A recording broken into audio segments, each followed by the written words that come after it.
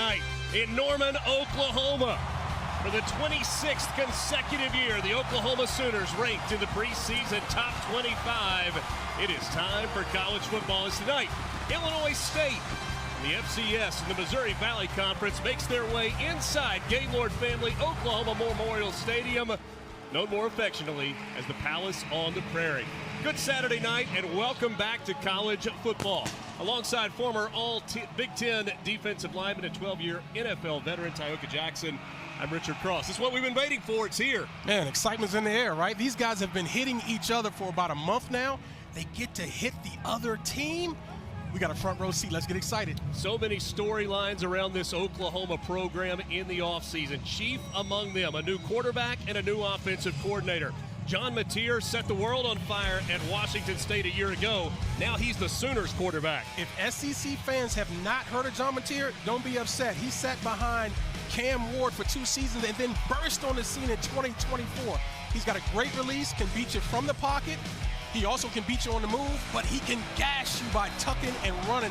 44 total touchdowns, 15 of them on the ground.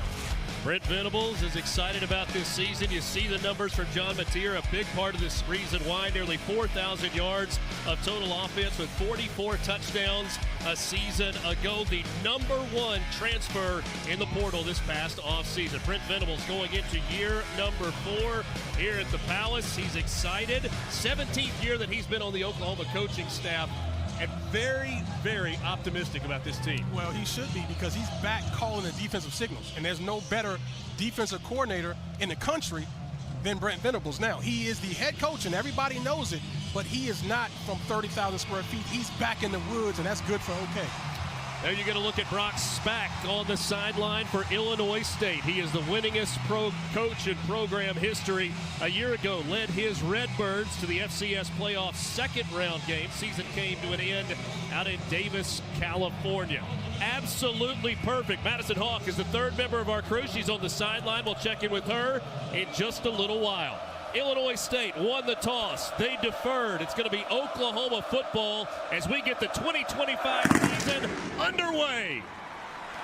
Jaden Ott will take it off the bounce. It goes into the end zone, and so Oklahoma will begin its first offensive possession at the 25-yard line. Glad to have you along on this Saturday night in Norman.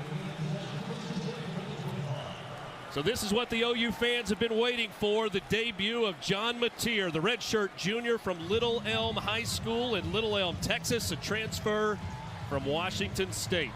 He's on the Maxwell watch list, the Walter Camp watch list, the O'Brien watch list. He has been picked by some analysts as a potential Heisman Trophy candidate. And he'll be joined in the backfield by Javante Barnes on this first snap for the Oklahoma offense. New offensive coordinator. Guy calling the plays, Ben Arbuckle, who also was at Wazoo a year ago. Mateer to the air, complete. Gain of 4 on first down. Deion Burks on the reception. Second year at Oklahoma. He was injured a season ago, played in only 5 games. I love the early call for Coach Arbuckle to get his quarterback really comfortable. Nice, safe throw. Don't throw it down the middle, high balls or whatever. Throw it to the outside, get him going easy. Javante Barnes trying to get to the outside and a shoestring tackle. Patrick Bauer on the stop for Illinois State. That's a sensational play by Bauer, coming inside out, showing some speed. Right now, Illinois State is adjusting to the speed of the Sooners, but it looks like Patrick Bauer is ready to play. 3rd down and 6 for OU in the middle of the Illinois State defense, a guy that we'll watch closely, Ty Niekamp, preseason All-American at the FCS level. His dad is the defensive coordinator. To the air, complete, but stopped short of the first down. How about that opening defensive possession for the Redbirds of Illinois State? That was Niekamp on the tackle. Yeah, that's exactly what you want if you're the Redbirds defense. Play zone coverage, make the ball be thrown in front of you, and watch Niekamp break on it. Beautiful, short tackles, bring those arms. All young players bring those arms, and look at his buddies join the party. Mason Kaplan came in to help finish it off. Eddie Casper back to receive the punt for Illinois State. Jacob Ulrich, the punter for Oklahoma, transfer from Kennesaw State. He is on the Ray Guy watch list for the best punter in the country. 3 and out for the Oklahoma offense. Casper going to let this one hit. It takes a big Oklahoma roll inside the 20, inside the 15, all the way down to the 14-yard line. Big punt there for Ulrich. 54 yards with no return. Now it's Tommy Rittenhouse's turn, the senior from Geneva, Illinois at St. Francis High School. He's a fifth-year senior. Redshirted his first year, had a broken collarbone. It was 2 years in where he realized he needed a mental reset, changed everything. The way he worked out, the way he studied, the way he practiced. A year ago, he led them to the second round of the FCS playoffs. Rittenhouse joined in the backfield by Winkers Wright, the senior from Floyd's Knob, Indiana. Off of his right hip, on the ground to start things off. And not much there. In fact, that's a loss of a yard on first down. Kobe McKenzie and Marvin Jones Jr. leading the way. And so were the rest of his buddies right there with him. Listen, this is going to be an early test of this offensive line of the Redbirds. Can they at least get a stalemate? They cannot allow penetration and put this offense behind schedule. And also, the Redbirds usually go very fast. But Richard, they're going to slow it down today. They cannot unprotect their defense by going fast, 3 and out, and keep them exposed. A little bit of history for this OU defense. Cortland Guillory, the freshman from Houston, Texas, drew the start in this game. Just the second true freshman to ever start at quarterback for Oklahoma.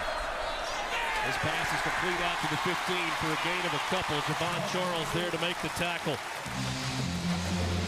Great job by the Oklahoma defense, playing zone coverage. That's what you want in that situation. Drop in the zone. It's okay if you get the underneath throw, but come in and rally with short tackling. So both defenses get off to a great start. 3rd and long, you got to be very careful if you're Tommy Rittenhouse. Do not put this ball at risk in this area of the field. You try to get him on the move outside the pocket? I would, because this pass rush, they got 4 guys that can rush. They don't need to blitz.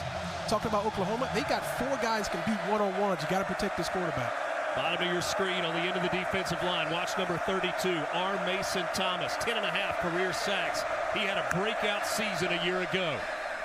But flags before the snap and a delay of game on Illinois State. Before the snap, delay of game, offense, 5-yard penalty, still 3rd down. Mark Curls leads this SEC officiating crew tonight, the referee in the white hat. This is a different atmosphere than the Redbirds are used to. This crowd is going to be a part of the game. Opened their season a year ago at Iowa. So they got the Big Ten treatment in Kinnick Stadium. They're getting the SEC treatment on this Saturday night at Norman, Oklahoma. 3rd and long on the ground. It's Winkers Wright out across the 20 to the 25 to the 30. And that's enough for an Illinois State first down. Wow, great run. You know, Tony Peterson, the Redbird offensive coordinator, said, hey, we might run it when they think we're going to throw it. We're going to be smart with this football. And that's exactly what happened here. Oklahoma was in pass rush mode, opened up running lanes, and Winkers Wright can run the football. There's no question about it. Gain of 24 on the carry out to the 35-yard line. So the first down of this game belongs to the Redbirds. You see Wright, a 1,000-yard rusher a season ago, over 1,100 yards. And they go back to Winkers Wright. He tries to get to the left side. He's brought down by one of those big men along the defensive front, Jaden Jackson, the sophomore out of Indianapolis, Indiana. We talked about Wright going over 1,000 yards last year. He was the first back since 2019 to do so. Again, so he is a terrific back. Show me some vision there. 3 yards is good enough on first down. Just stay on schedule. Make sure you're not putting yourself behind the 8 ball. Now you can call anything you want at 2nd and 7, much better than 2nd and 13. Empty backfield this time for Tommy Rittenhouse. Ball's got to come out quick here. See Oklahoma stacked on the left side of that defensive line. Rittenhouse pressure, didn't see it coming, pass incomplete. That was Peyton Bowen who was coming down hard for that strong safety spot. So again, Tony Peterson told us we cannot hold the football. Tommy has got to see it and go. Watch him pat the football. So you can get away with this in the FCS with all due respect, but not against this front. See that pat right there? You got to let it go. Even if you throw it out of bounds, it's better than taking the hit. Bowen untouched coming from the outside. They disguised the blitz.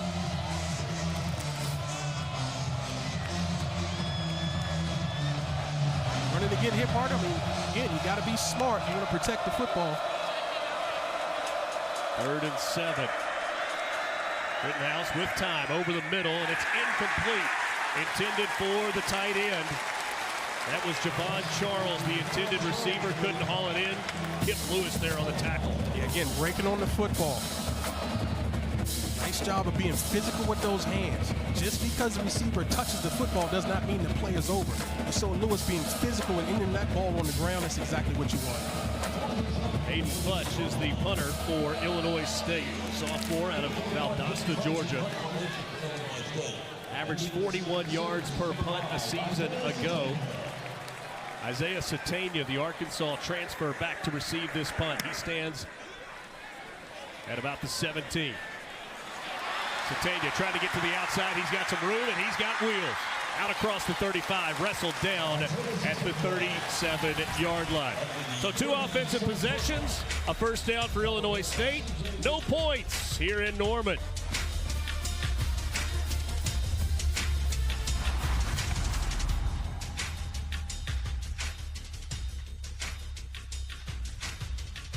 Hundred 60th consecutive sellout at Oklahoma Memorial Stadium. As promised, the third member of our broadcast crew, here's Madison Hawk on the field.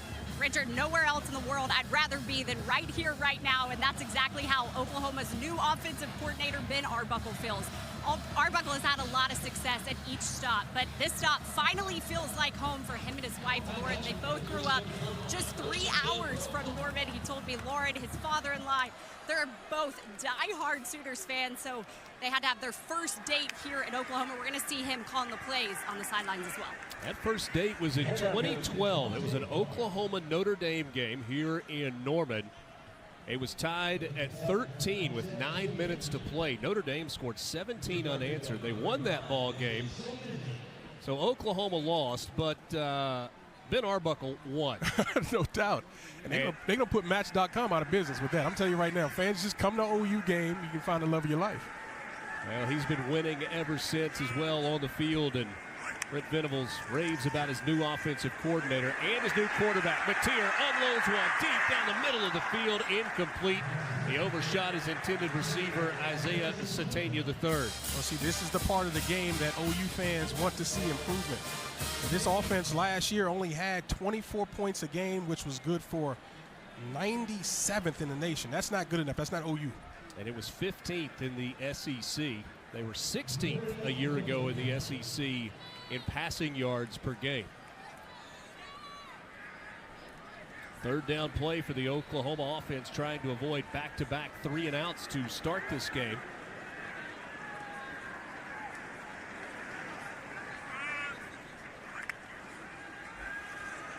Mateer with time over the middle. That's complete. On the catch is Jaron Kanik, and he fumbled it at the end. Kanik, a converted linebacker. Really good hands. You saw him make the catch, pick up the first down, but Ty Niekamp involved again. Wow, what a return of events. Again, good throw, nice catch. Now watch the physicality, multiple hats on the football. I didn't see the number, but literally got a hat on the football. Let's see who that is. Jack Dwyer, number Beautiful. 34, came in, knocked it out, and a turnover forced by Illinois State. That was one of the keys that Illinois State talked about coming into this game. They had to win the turnover battle. Unbelievable. Let's see if they can capitalize. Race down. Let's see if they go for a big play down the field on this one. Rittenhouse on the keeper. He's got some space, and he can really run. Dives forward toward the 35-yard line. You know, the head coach, Brock Spack, said he's not very big. He doesn't have the strongest arm, but he is a pain in the butt for opposing defensive coordinators. Well, he's competitive. He's tough. He's not going to wilt. You talked about Kinnick Stadium. He accorded himself very well last year in that environment. He's not afraid of the moment. He's athletic. He's sort of just like John Mateer, just a little bit smaller, but he can run it as well. Averaged 6.2 a carry last season. Moving pieces around. That's Dylan Lord, the wide receiver, moving into the slot at the top of your screen. And moving up front, it's a direct snap, and now it's blown dead as Victor Dawson was moving early on the play. Yeah, false start for sure. Before the snap, false start, number 5, offense, 5-yard penalty, Still first down. And Victor Dawson, not necessarily a guy that we thought was going to see a lot of playing time. We know about Winker's right. Illinois State excited to get Mason King back, but they're going to be very careful with him, kind of working him back in after an injury a year ago. Yeah, that's depth. I mean, they've got a bunch of running backs who they trust, and regardless of what happens today, that is going to bode well for them as they move into conference play and beyond. Jack McGarry is going out of the game. His helmet may have come off. Kind of took a shot in the head. So McGarry goes out of the game. You got a new center coming into the game. That's Braden Jellison. Addressing that penalty, Brock Spack specifically said we cannot beat ourselves with penalties. On the ground, it's Dawson. He's stacked up. First hit came from Kobe McKenzie, that middle linebacker. Conservative play call, which I have no problem with. Again, you're trying to stay in control of this game. Two gapping inside, and you got multiple backers run through. So what does that mean? When you see a gap as a linebacker, you take that gap. Don't stay back. This defense is a one-gap up-the-field defense, not just with their defensive line, but their linebackers get in the backfield as well. Jack McGarry, the center, does come back into the ballgame. Victor Dawson stays in at tailback. At some point, I want to see a hard play action to get those guys moving, see if we can get them downfield. Rittenhouse quickly looking tunnel screen, and there was nothing there. Gentry Williams, the corner, came up and made the tackle on Daniel Sobkowitz. Williams is a junior from Tulsa, Oklahoma. I like the physicality from this secondary. All of these guys can tackle.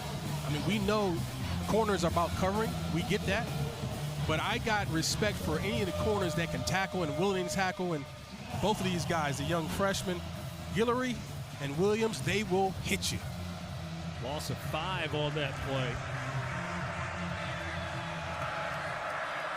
How aggressive do you get here if you're the Redbirds? 3rd and 20 to the air. Pass complete and a tackle immediately. That was Guillory on the tackle. Cortland Guillory, the freshman. He played at Klein Oak High School. Talked about him being just the 2nd ever true freshman to start at corner. When we visited with the Oklahoma coaches, they are really excited about his future. And they should be. I mean, he's got great length, and they say that the moment isn't too big for him. He hasn't acted like a freshman at any moment.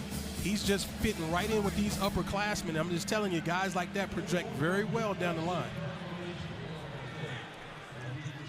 He had the big run early in the drive from Rittenhouse, but a penalty and then a 5-yard loss on a pass play.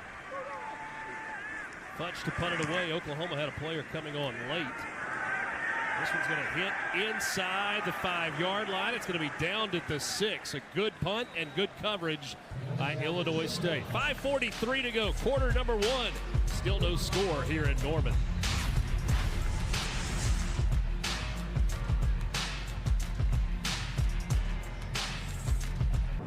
I like those names. I love them. Yeah. I love putting on that leprechaun. Absolutely. I look great in the orange. Yeah. I mean, You got it. Yeah.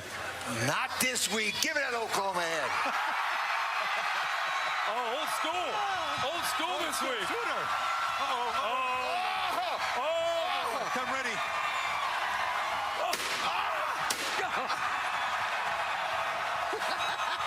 I'm telling you, man. Oh, God. That is really... It was the second shot that got him. The second one was the loud one. He had that Sooner schooner hat on. Lee Corso, a brilliant career, came to an end earlier today in Columbus, Ohio, when he donned the headgear for the very last time and picked correctly when he put Brutus the Buckeyes hat on. A man that has lived college football for half a century. Did he haul that in? What a catch! Nakuba in coverage. Dion Burke said one hand is enough. What a pass. Now, I like going fast here. Don't give the officials a chance to look at it. Snap the football, and it's good. Right back to the line. Mateer back to the air. This time it's Keontez Lewis on the catch. He's wrestled out of bounds at the 48. That's the first 2 first downs of the game for OU. Listen, the coverage is really good. And Kuba is right there. But sometimes the throw and the catch is perfect. You're trying to force perfection, and folks, you just saw perfection. Wow. So Oklahoma in business near midfield after going 3 and out on their first 2 offensive possessions. Mateer keeps it. This is part of his game that people don't talk about as much. A year ago, John Mateer carried the ball 178 times for 826 yards. He found the end zone 15 times as a quarterback. Yeah, deceptively quick with it. And what I like about him is the ball security. As often as he runs the football, he doesn't lay it on the ground.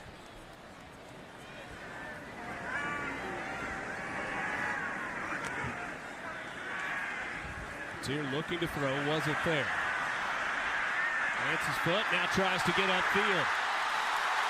Scrambles his way down to the 42-yard line. Very close, should be enough for another first down. This is what we talked about in the open. He's a triple threat guy. He can throw it from the pocket, he can run the football, and he can also extend. This puts a lot of stress on the defense, and if all else fails, tuck it, make people miss, get upfield, positive yards. Man, he's a good football player.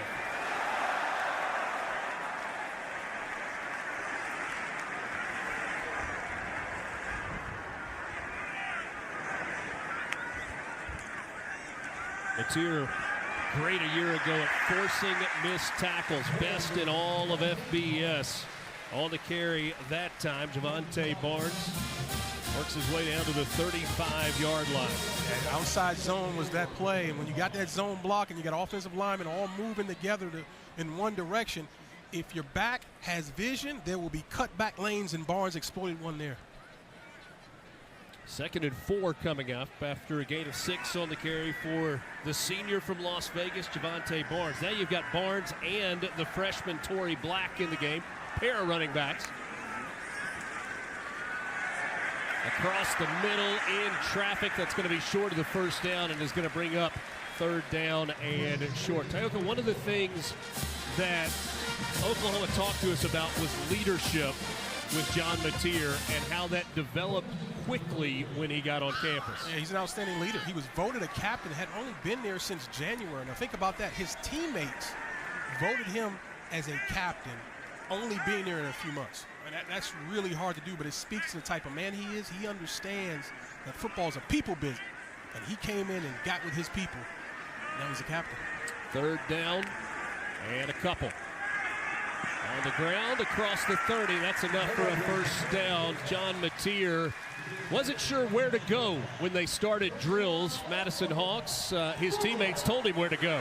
Yeah, when he arrived on campus, he went to the back of the line of workout drills, and then his teammates quickly pushed him to the front of the line and said, hey, you're our QB1 now. You are our leader. He said he was so thankful that he instantly had their respect. It wasn't the coaching staff that told him to get to the front. It was his teammates, and he told me that just meant so much to him. But his key leadership method is to lead by example.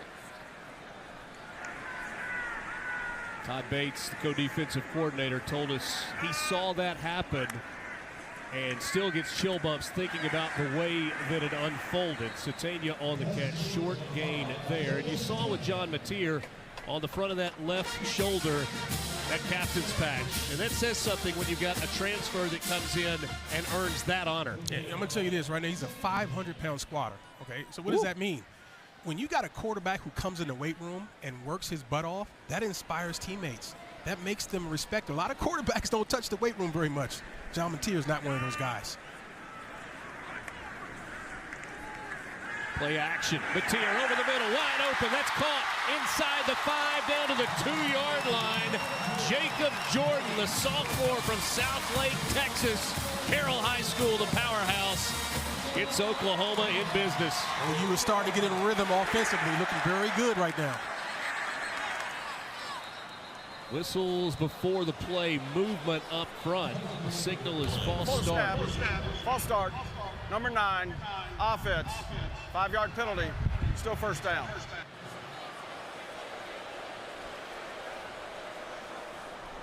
Richard, watch the eyes and the shoulders. Well, we're not going to see the quarterback here. That really good seam route, though, and it opened up late. Good ball over the middle. Great job of getting the ball out of his hands. He knows exactly where the ball needs to go. You don't see any hesitation because he's been in this offense now for 3 years. Jacob Jordan, who made that catch, came into this program as a walk-on, had 27 catches a year ago. Second and goal from the 7. Mateer going to keep it. Trying to get to the outside. Mateer inside the 5. Mateer into the end zone for his first touchdown as a Sooner.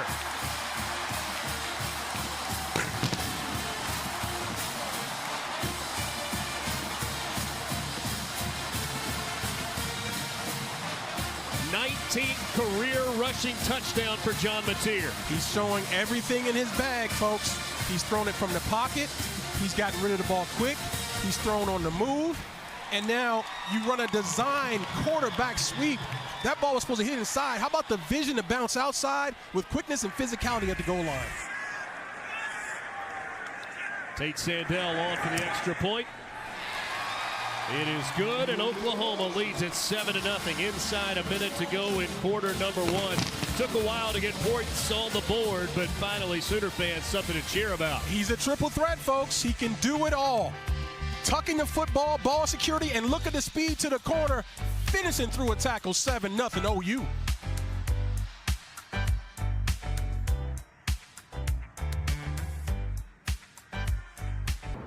10 plays, 94 yards, 5:04 off the clock, capped off by a John Mateer touchdown run, 7-0 OU in front of Illinois State.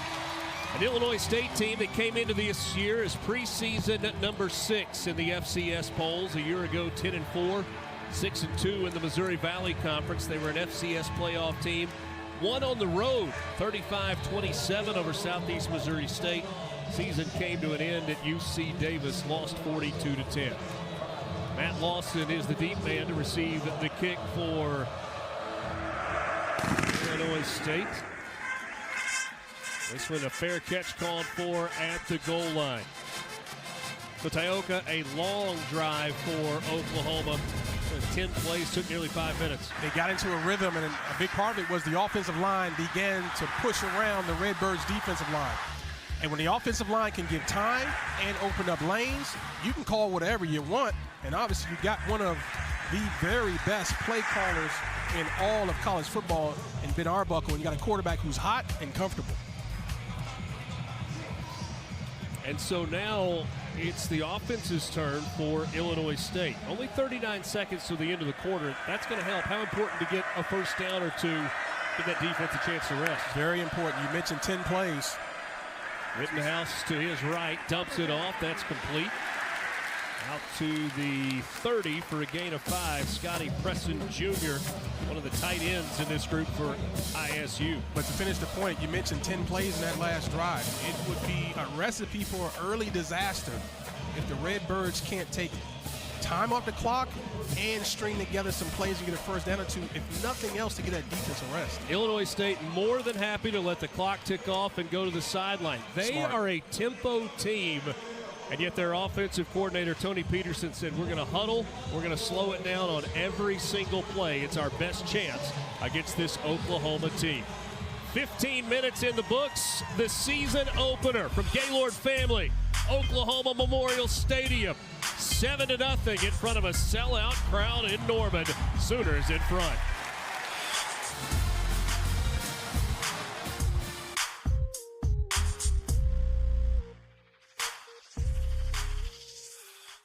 The Redbirds of Illinois State, 7-0. You see Brock Spack there on the sideline for the Redbirds, winning his coach in school history, now in his 17th season. 6th in both of the FCS preseason polls. Picked to finish 4th in the Missouri Valley, a conference that Brock Spack and many others say is the SEC of the FCS. This is Winker's right on the carry, and that's enough for a first down. Very impressive work from that offensive line. They're in 11 personnel, 1 tight end, 1 back, 3 wide receivers, spreading the defense out, which is what they like to do, and then find running lanes up inside. But that takes execution from the offensive line, and that was a beautiful job there. 6 times under Brock Spack, Illinois State has gone to the FCS playoffs. Started his career as a defensive backs coach at Purdue, went to Wyoming for a couple of years as defensive coordinator, came back to Purdue under Joe Tiller, was there until 2008. And in 2009 began this run as head coach of the Redbirds. A smart slide there by Rittenhouse. And that's one of the areas that they want him to be careful. So you don't have anything to prove. We need you on the field. Yeah, no hero ball. It's unnecessary. Get you what you can get and get down. They talked about that. This is the evolution of a quarterback with the amount of experience he has. He's adding that piece to the game. We know you're tough. We know you can run. Just be smart for the team.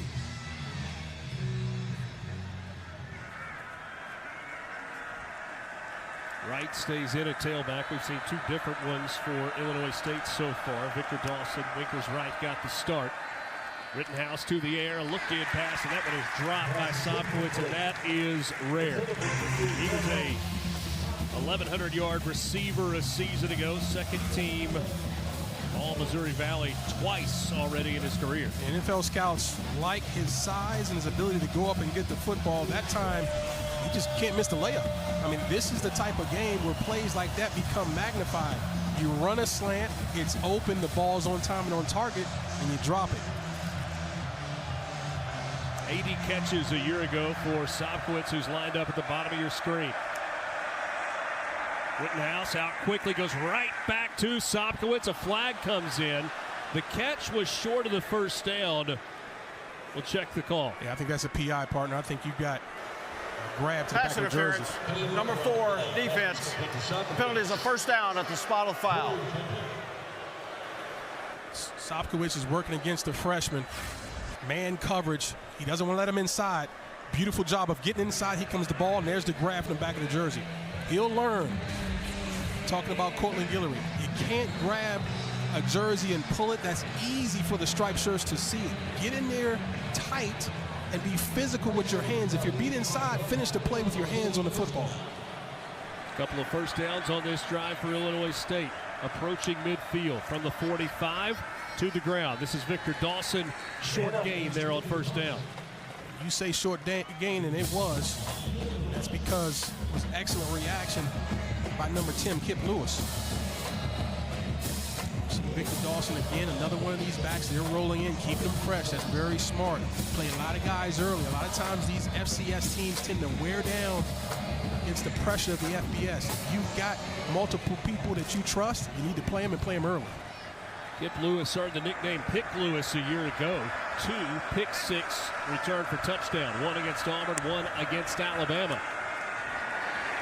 Rittenhouse, pocket breaks down, trying to get away and throw it away. And wow, that ball was incomplete. Had a Illinois State receiver that just flashed at the end, Javon Charles, and looked like he might have caught it. Rittenhouse, a good job, though, to avoid the sack. Right. I mean, it's a nice job and a little dangerous to be thrown it that late. Here comes the blitz. Cross blitz, which was they like to do. And what, man, just how about running over the back and creating havoc? That's a nice job by Kobe McKenzie. Sometimes you want to make a guy look silly with a quick move, and other times you just run him flat over. That's exactly what McKenzie did, collapse in the pocket. See the deliberate pace by Illinois State. Play clock down at 5, and perhaps a timeout taken. Or will be taken. They reset the play clock. Beg your pardon. 3rd and 9.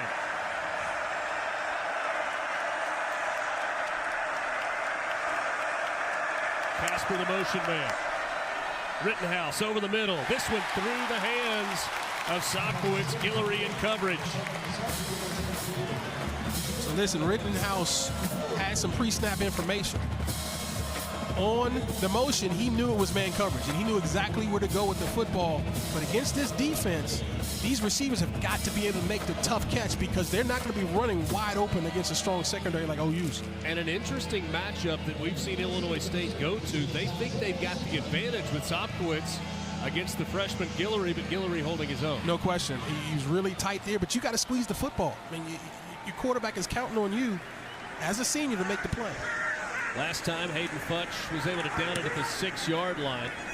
It's the end-over-end kick. It's going to hit and roll. It's fielded by Satanga. Makes a man miss. Satania across the 20, wrestled down at the 23-yard line. That's where the Oklahoma offense will go to work when we come back. Sooners in front, 7-zip.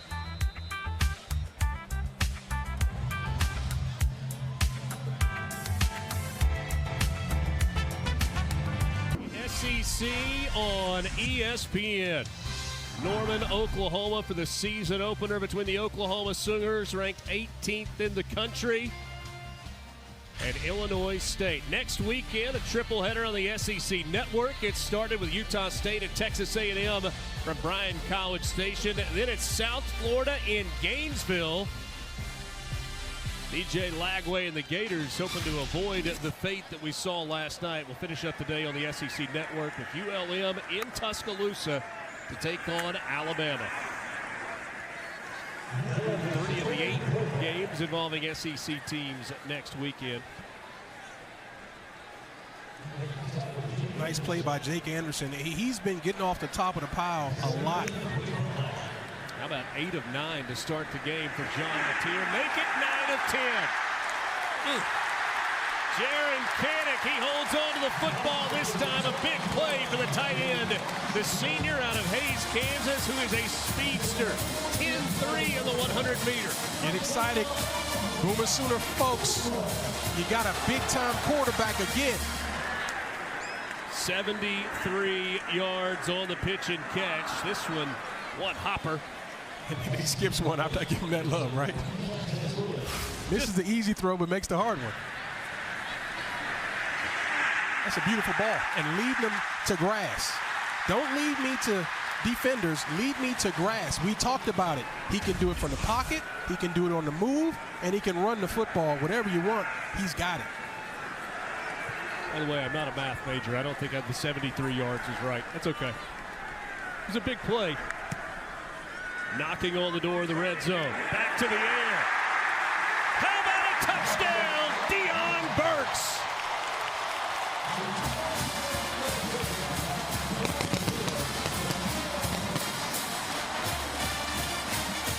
$13-0 Oklahoma in front. We talked about the play count continuing to mount, and what I'm starting to see are some heavy legs from the Redbirds defense. Easy in cut, no defender to be found, and that's just like 7-on-7 in practice for John Mateer. He's just not going to miss that.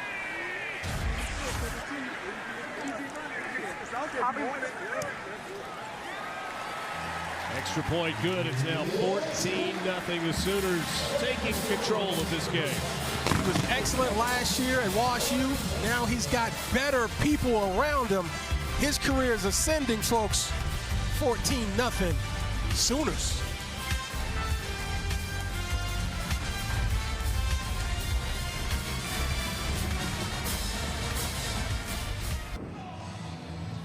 Oklahoma leads it by a couple of scores. 14-0 over Illinois State with 11:34 to go. Sooners went 3 and out on their first 2 drives. They put it in the end zone in their last 2. Well, they're leaning on Mateer. OU fans, he's new to you, but he's not new to this.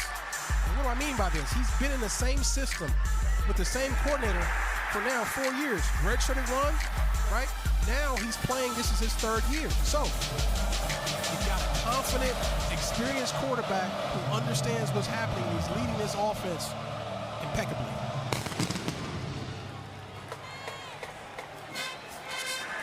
From the 6. Not going to get to the 20. Ball came out, it's scooped up. They spot it down, though, at the 18-yard line. Sooners fans, for a moment, thought they were about to get to celebrate another touchdown. Ball came loose. Reggie Powers, the 3rd, scooped it up and took it to the house, but a dead ball.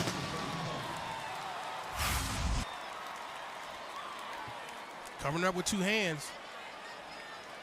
And there's he down there. Forearm down, elbow down, plays down. Let's go downstairs and check in with Madison Hawks for more on Ben Arbuckle. Yeah, that offensive scoring drive was sparked by Ben Arbuckle at the timeout before, just motivating his team, telling them to fight. Arbuckle told me that direct communication is why he wants to be on the sidelines coaching and not up in the coaching booth. The eye contact he can have with his players, reading if they're too high or too low, Arbuckle says is key to getting this offense working early. Winker's right on the carry, made the first man miss and turned that into a 9-yard run on first down. 1,123 yards last year, 5.2 carry, 11 touchdowns. I'm not surprised. He runs with vision, 6'1", 205, a little more powerful than his numbers show. But I like the vision and ability to cut back to open grass. One of the players on this Illinois State team that had the opportunity to make a move to a Power 4 program decided that he wanted to stay put and finish what he had started going into his senior year. Well, that says a lot about the culture they have with the Redbirds.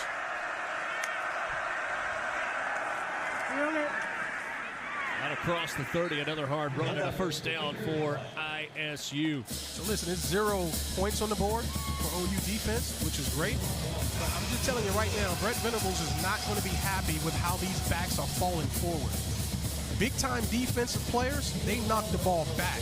We've got Winker, Wrights, and other falling forward for extra yards, and that's not good. Fresh set of downs from the 32 for Illinois State. Feels like a pretty important drive for the Redbirds. They've had some success offensively, but no points to show for it. Rittenhouse, quick throw to the sideline. Dylan Lord on the catch. Maddie, a little bit more on Brent Venables. Yeah, Brent Venables told me he made the decision to call the defense because he understands that if the Sooners are going to be elite, it starts with having a great defense. And he really didn't want to put the pressure on anyone else but himself. It will, of course, be a collaborative effort. That's why he has a small desk in the defensive coach's room, because he wants to be a part of every single conversation. Guys, he also laughed and said, it's also because I'm pretty good at it. And that he is. He does have 3 national championships as a defensive coordinator. One of the best in all of college football. He was the DC here in Oklahoma in 2000 when the Sooners won their last national championship, and then 2 of them at Clemson. You know, I remember the late, great Kobe Bryant, when asked about does he trust his teammates, he said, of course I trust my teammates. They work hard, but you know what? I trust myself more. And I think that's what's going on here. He knows the best coordinator in college football is in the coach's room, so why not give his players every bit of that? And interesting that both the man calling plays for the defense and the man calling plays for the offense, both on the sidelines, which is rare in this college football environment. 3rd and 7. Rittenhouse sets up the screen, and it's sniffed out beautifully. On the tackle, Kendall Daniels, the 5th-year senior from Beggs High School right here in Oklahoma. An Oklahoma State transfer. Oh, man, they had this whole thing set up. The problem was one guy didn't go for the fake, and that's Kendall Daniels. He plays the cheetah position. What does that mean? You've got to be a hybrid linebacker, blitzer, safety type. Those are athletic guys playing that position, and Kendall Daniels made a heck of a play. A lot of different names for that spot depending on the program that you play in. But a lot of times it's the most athletic guy on your defensive side. Got to be able to hit. And Daniels hit big. Satania from the 15. He's got some room. Satania to the outside. Flags come in. Satania across midfield. Knifes his way down to the 20-yard line, but I'm afraid that this one is coming back. Yeah, Satania's going to be upset about that. That's unfortunate. That may be the hold or clip sprung him, but man, that was a beautiful return. He broke some tackles and showed some speed there, but all for naught. Sometimes it's that hold that's During the return, illegal block in the back, number 16 receiving team. 10-yard penalty from the spot of foul, first down. But sometimes you're really frustrated if you already passed him and you're like, you didn't have to do that. That one was probably significant. OU ball when we come back.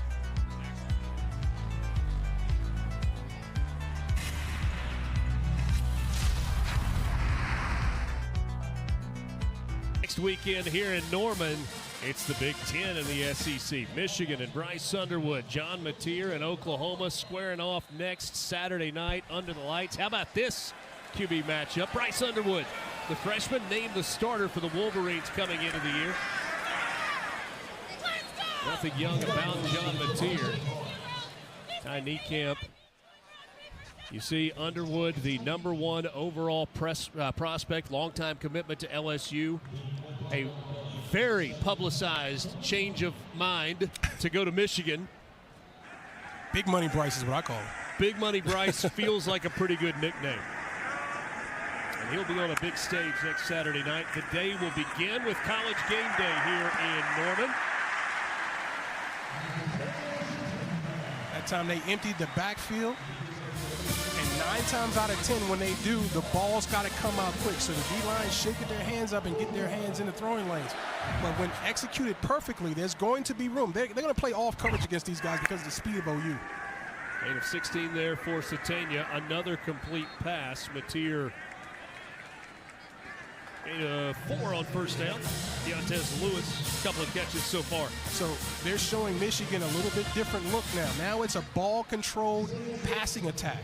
And Mateer is good at all of it. He can go deep, he can run it and all of that. Now you're seeing get the ball out of your hands, be efficient with timing. 2nd and 6 for OU. Mateer goes to the safety valve, far sideline. That's Burks again. He's pushed out of bounds short of the first down. Going to bring up a 3rd and short. Oklahoma has scored on its last 2 offensive possessions after a pair of 3 and outs to start the game. As soon as they're trying to go with tempo here, this is a big play now. If you're the Redbirds, you want to get off the field defensively. That should be enough for a first down. The carry that time by Javante Barnes got it across the 45. They're actually going to spot him just shy of the first down marker. Wouldn't shock me at all if they go here. This is just something else to work on and show a defense, something else to prepare next week if you're Michigan. But also, you're trying to win this football game, too. And in this area in the field, why not go for it?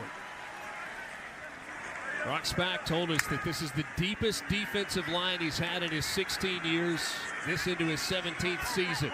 And that defensive line make a play here on 4th and less than a yard. They make a play, but it looked like enough for the first down. Yeah, they got it. It was close. The Redbirds jumped into a bear front. Watch all the linemen covered by defensive line. Everybody's got one gap. The problem is they're not getting any push. More stalemated by the offensive line, and that favors the offense. You want to get penetration in that situation, knock them back, reestablish the line of scrimmage. You just couldn't do it right there. Needed to get the ball to the 41-yard line. The football rests, or excuse me, the 46 rests just across the 46. Fresh set of downs for the Sooners. To the outside, this is Torrey Blaylock. Had a really good camp leading into the season. The freshman from Humble, Texas. He was a state sprint relay champion in the state of Texas. And usually track guys aren't very tough. I'm just being honest. Watch him finish this run. That's toughness. That's why you can play big-time SEC football at the running back position, even though you're a track guy, because you're willing to lower your pads and hurt people. I'm not sure Dad would have allowed him not to be tough. His father, Derek, a 7-year NFL veteran at the running back position. Look at Burks go. A first down for Oklahoma, close to the 30-yard line. I like the idea of establishing a running game because you know what Mateer can do. But showing different looks of getting the football in a rushing situation makes it so hard. If you are multiple in offense in terms of formations, but you can run it and throw it with great efficiency, defensively, there is nothing you can hang your hat on. And I want to see the Sooners continue to establish this offensive line and run the football. Satania goes in motion. Sets up at the top of your screen. Mateer from the gun. Steps up in the pocket, nowhere to go. He is brought down on the play by Mason Kaplan, the senior from Peachtree Corners, Georgia. Great coverage in the secondary. Mateer wants to get rid of this football. And then the pressure also. So he's speeding his look up, and that's just an effort rush by number 14, Kaplan. Watch him keep coming. Just keep coming. Don't give up. And you'll see this from the Redbirds. No matter what happens today, they're going to respect the game and play hard for 4 quarters. No question about that. Closing in on the 3-minute mark here in the second quarter. Canick in motion. Mateer to his right. Throws it all high and incomplete. Intended that time for Jermichael Carter. Probably his first bad ball of the game. He had a wide open receiver hooking up in the flat area, hooked the curl area, and just missed him. Usually very accurate on the run and on the move. Ball to 35. 3rd and 14 for Oklahoma, trying to make it 3 straight drives with points. Leading in this game 14-0. Mateer on the swing pass. It's Blaylock to the 30, to the 25, to the 20. Look at that burst down to the 18 for a first down. Sometimes the play call is perfect versus the defense that's called. This time, Illinois State tried to bling a blitz off the corner. They got just a beautiful job of calling a swing pass with blockers downfield. Now you got man coverage, and if one guy can't get there, it's a big play. Needed 14, got 16. Ball at the 19, in the red zone for OU.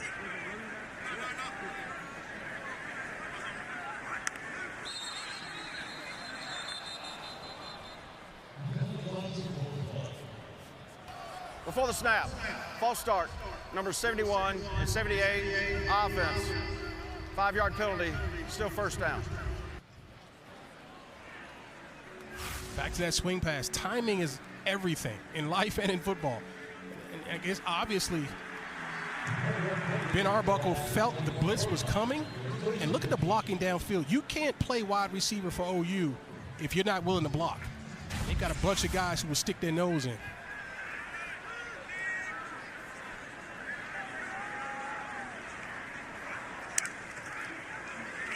Blaylock delivering the hit. You like that, don't you? I do. I played a lot of football, and I've seen track guys try to come on the football field, and it usually doesn't bode well, especially at the running back position. They want to bounce outside. He's willing to stick his nose inside and run guys over. This is the 2-minute timeout. 2-minute timeout. 14-0 OU in front of Illinois State. It's the season opener in Norman.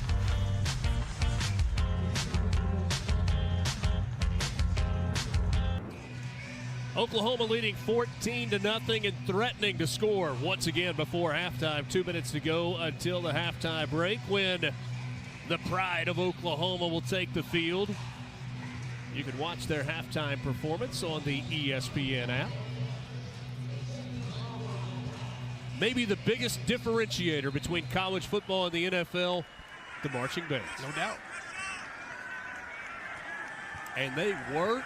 Who do they work to get ready for the start of the season? 2nd and 12. Mateer with time. Over the middle. Delivers complete. Aaron Canick, another catch for him. Started 10 games over the last 2 years at linebacker. In his career, 103 tackles. Forced a couple of fumbles. Offensive coordinator Ben Arbuckle said he's the coolest dude in the building. Friends with everyone, but when he steps on the football field, he flips the switch. And make no mistake, playing linebacker helps him with that tight end position. He knows exactly how linebackers cover and where the voids are in the zones.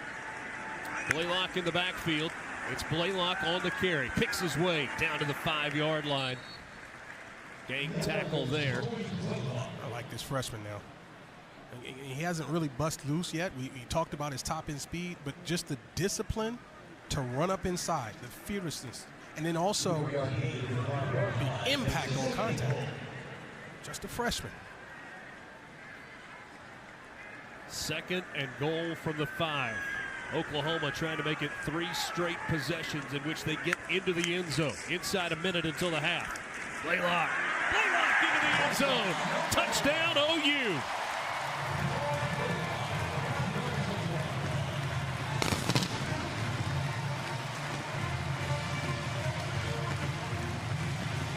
Fireworks at the Palace. It's now 20-0.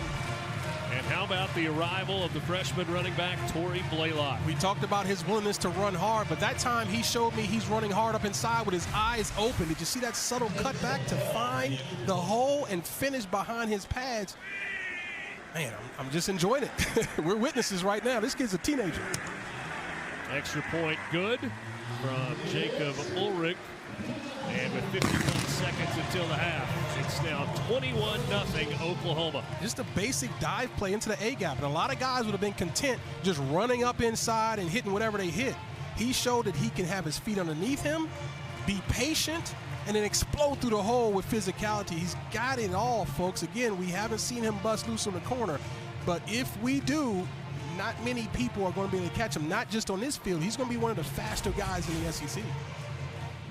Big day in college football. They got started with Texas and Oklahoma, a top 3 matchup in Columbus. That was fun. A lot of defense. That's what I like. You know that. I know you do. Ohio State with the win over Texas. Auburn out of the SEC going on the road last night, getting a win against Baylor. And they did it with physicality. They ran the football. I like what I saw from Auburn. Tough football team, looks like to me. Some eyebrows being raised around the country. 2 minutes to play in Tallahassee. Florida State off of that nightmare season a year ago. 31-17, leading it over Alabama. I think you're trolling me right now because we talked about me thinking that Alabama might surprise some people. I mean, it's just one game, but I didn't see this one coming. We were just talking. I just told him myself, didn't I? I didn't have to do that, did I? What a fascinating year, though, in the SEC. Most people have Georgia or had Georgia and Texas, and probably still do. It's kind of the top 2 teams in the SEC. Then you've got this big group. LSU. There are people that think LSU can win it all this year. Alabama, although a tough day for the Tide in Tallahassee. Oklahoma. You've got this Oklahoma team. You've got Texas A&M. South Carolina. South Carolina, who was right on the outside of the playoff discussion a year ago. You know what? If but we North don't, Sellers back. That's right. If we don't say Tennessee, somebody down on that field is going to be upset with us. Madison, Tennessee, perhaps in the mix. Impressive against Syracuse today. Ole Miss was a 9-3 team a year ago. On the ground, that is Victor Dawson on the carry, and Illinois State going to get the football to start the second half. Probably content to let this clock run out. I think so, but I like this Dawson. 5'11", 220 pounds. He gives them a little different look with his physicality. Mason King is a 220. We haven't seen him yet. But, man, Victor doesn't look like a backup running back to me. Mason King injured a year ago. He had just 1 carry for the entire season. It happened in the opener against Iowa. Hard run there by Dawson, and that probably will be the last play of this first half. That should have been a TFL right there, but I like how Dawson finished that run off. 292 yards of offense in the first half for Oklahoma, and that was after back-to-back 3-and-outs to start the game. 227 of that through the air for a team that a year ago was last in the SEC in passing yards per game. Sputtered a little bit in the first 2 series, but ever since then, you saw an offense get into a rhythm. Madison Hawks has Brent Venables on the field. Coach, 3 straight scoring drives to end that first half. What do you make of the way your new quarterback, John Mateer, has managed this offense? Yeah, he's made a lot of good decisions tonight. He's managing things really well. We got a great rhythm, run, pass. Guys have made some really good plays, runs after the catch. The last one need to hold on to the ball there, but they bounced back. Great job by Kanik coming back and hitting the seam route. Good luck, Coach. Thanks. Brent Venables was optimistic going into this season. We asked him why. He said, people matter. This team is confident. They're competitive, and they're committed. And they've got a 21-point lead going into the locker room of the season opener in the debut for John Mateer.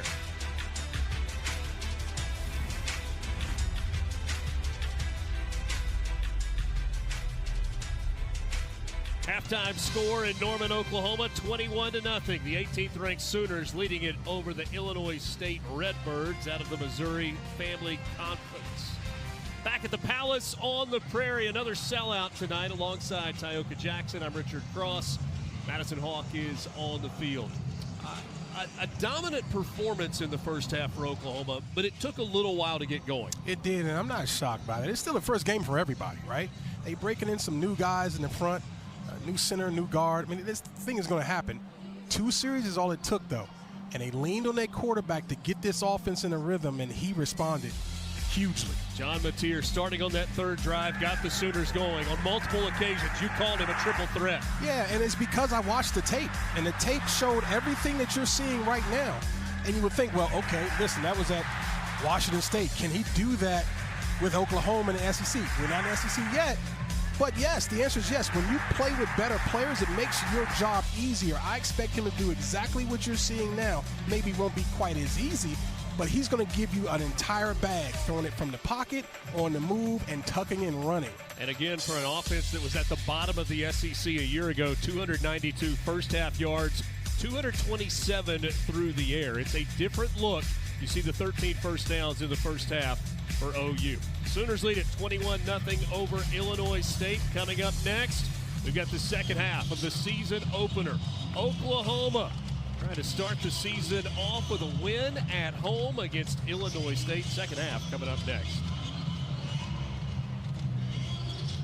227 yards through the air for John Mateer on 15 of 18, 1 on the ground, 1 through the air in terms of scoring. Illinois State won the toss to start the ball game. They deferred to the second half, and so they will get the ball first to begin this third quarter.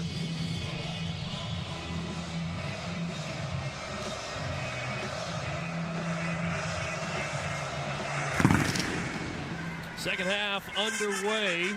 Matt Lawson from the 3, he called from a fair catch, so Illinois State will start at the 25-yard line. At the half, Brock Spack visited with Madison Hawk. Yeah, and Spack told me really it's simple. Right now the Redbirds are beating themselves. He said they're just a block away from having long, explosive runs. He thinks the passing game has to get better. Rittenhouse, though, his quarterback, he said he's doing a good job controlling the offense. Defensively, though, he said they have to tackle better, especially in the secondary. Take better angles and be more explosive at the line of scrimmage. Chioka was one of your keys to the game. The Redbirds have to win the line of scrimmage, and that's exactly what Brock Spack just told me at the half. Yeah, and this is tough. I mean, they've got, talking about Oklahoma, one of the best defensive lines in the conference. They're deep, they're athletic, and they're very aggressive.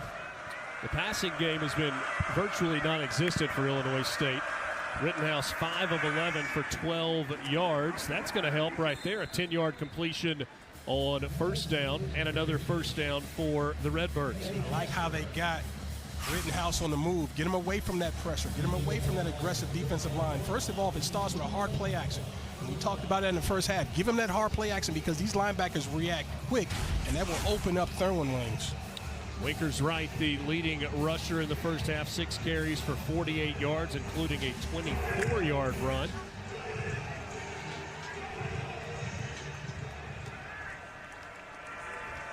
Rittenhouse, the senior from Geneva, Illinois. 5th-year senior, 2nd year as the full-time starter. On the ground, it's Victor Dawson with a burst up the middle. That's another first down, so 2 plays. A 10-yard play and now a 13-yard gain on the ground. As good as this offense of OU has been, this has been slightly disappointing, maybe more than slightly disappointing if you're a Sooner fan. Defensively, they're giving up some runs. They're getting gashed down the middle sometimes, and then 6.3 they gave up in the first half. 83 yards, 6.3 average. That is not good enough for Brent Venables' defense. And you know the team that is coming in here next Saturday, the Michigan Wolverines, wants to run the ball downhill. Play action this time. Rittenhouse in trouble, and he throws it away. I'm not sure he was out of that pocket. Quarterback was outside the tackle box, threw the pass beyond the line of scrimmage. Therefore, there is no foul for intentional grounding. Second down. Pressure that time by Taylor Wine, the defensive end for Oklahoma. And let's see if he gets outside of that tackle box. And he did. Yeah, and he was close, but he barely got out of it. He took a shot. Now, here's the toughness of this guy, though. Mark Curls reminded you of those 2 elements. Rittenhouse still hurting. Yeah, and they love this quarterback, his toughness. For him to be on one knee And there's some real pain going on because you just don't see it. Beckham Pellant is the backup for Illinois State. We're going to see him after the timeout as the training staff attends to Tommy Rittenhouse.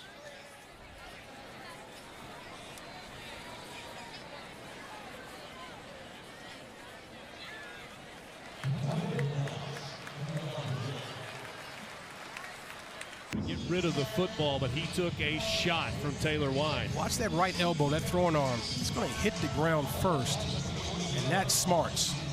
That's driving something up into something else, and that's the throwing arm. I'm just hoping that he can shake that off and come out of that tent. Right arm was a little limp as he was jogging off the field. He was trying to kind of rotate his arm. Coming out, throwing, and complete on first down. That's Beckham Pellant, the backup redshirt freshman from Chandler, Arizona, Hamilton High School. Played sparingly a year ago. 2 of 2 throwing the football. Redshirt freshman threw that with some confidence. He did. And speaking of confidence, how about the call to have him come off the bench? Slinging it by Tony Peterson. 3rd down and 8 coming up here. Beckham Pellant, a legacy at Illinois State. His grandfather, Bob Hawkins, played football for the Redbirds. Victor Dawson in the backfield. 5 rushes coming. Crashing down and making the tackle, Owen Heineke, the Will linebacker. Had just 7 tackles a year ago, but the redshirt junior, he was in the right spot there, the transfer from Ohio State. Yeah, and again, watch him play downhill. He's not going to sit and wait. That's the way they teach it here. You see space, you go get space. Eat it up, eat up the ball carrier while you're at it, and trample that run on the way to the quarterback. Isaiah Satania III, standing back around the 10-yard line, waiting on the punt from Hayden Futch. Satania has been close a couple of times to breaking one. This is a spiral. It's going to be fielded at the 12 with no return. Good coverage down the field. So Oklahoma with their first possession of the second half coming up. We'll get our first second half look at John Mateer. And first half about as good as you could draw it up. 15 of 18, 227 yards and a touchdown and a rushing touchdown. And of those 3 incompletions, I only recall 1 bad ball. 1 flat-out miss. So, I mean, he's red hot.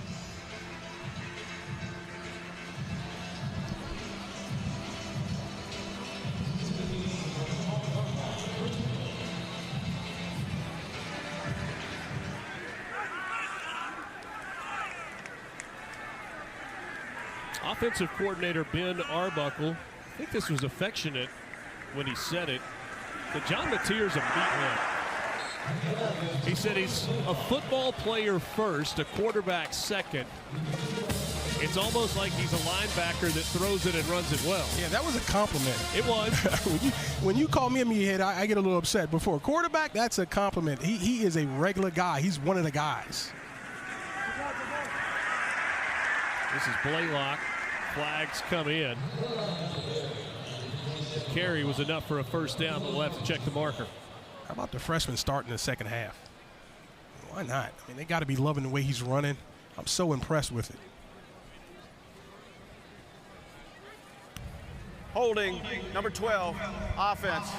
10-yard penalty for the spot of the foul. Replay second down. That's Jared Canick called for the hold. Blaylock, the freshman out of Humble, Texas. Atascosa High School. He's shown us a little bit of different things in his bag as well. He's caught the football. We've seen him run up inside with toughness. We've seen him cut it back on zone reads.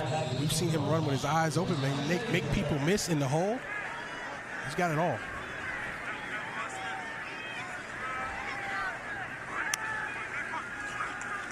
Mateer on the slant.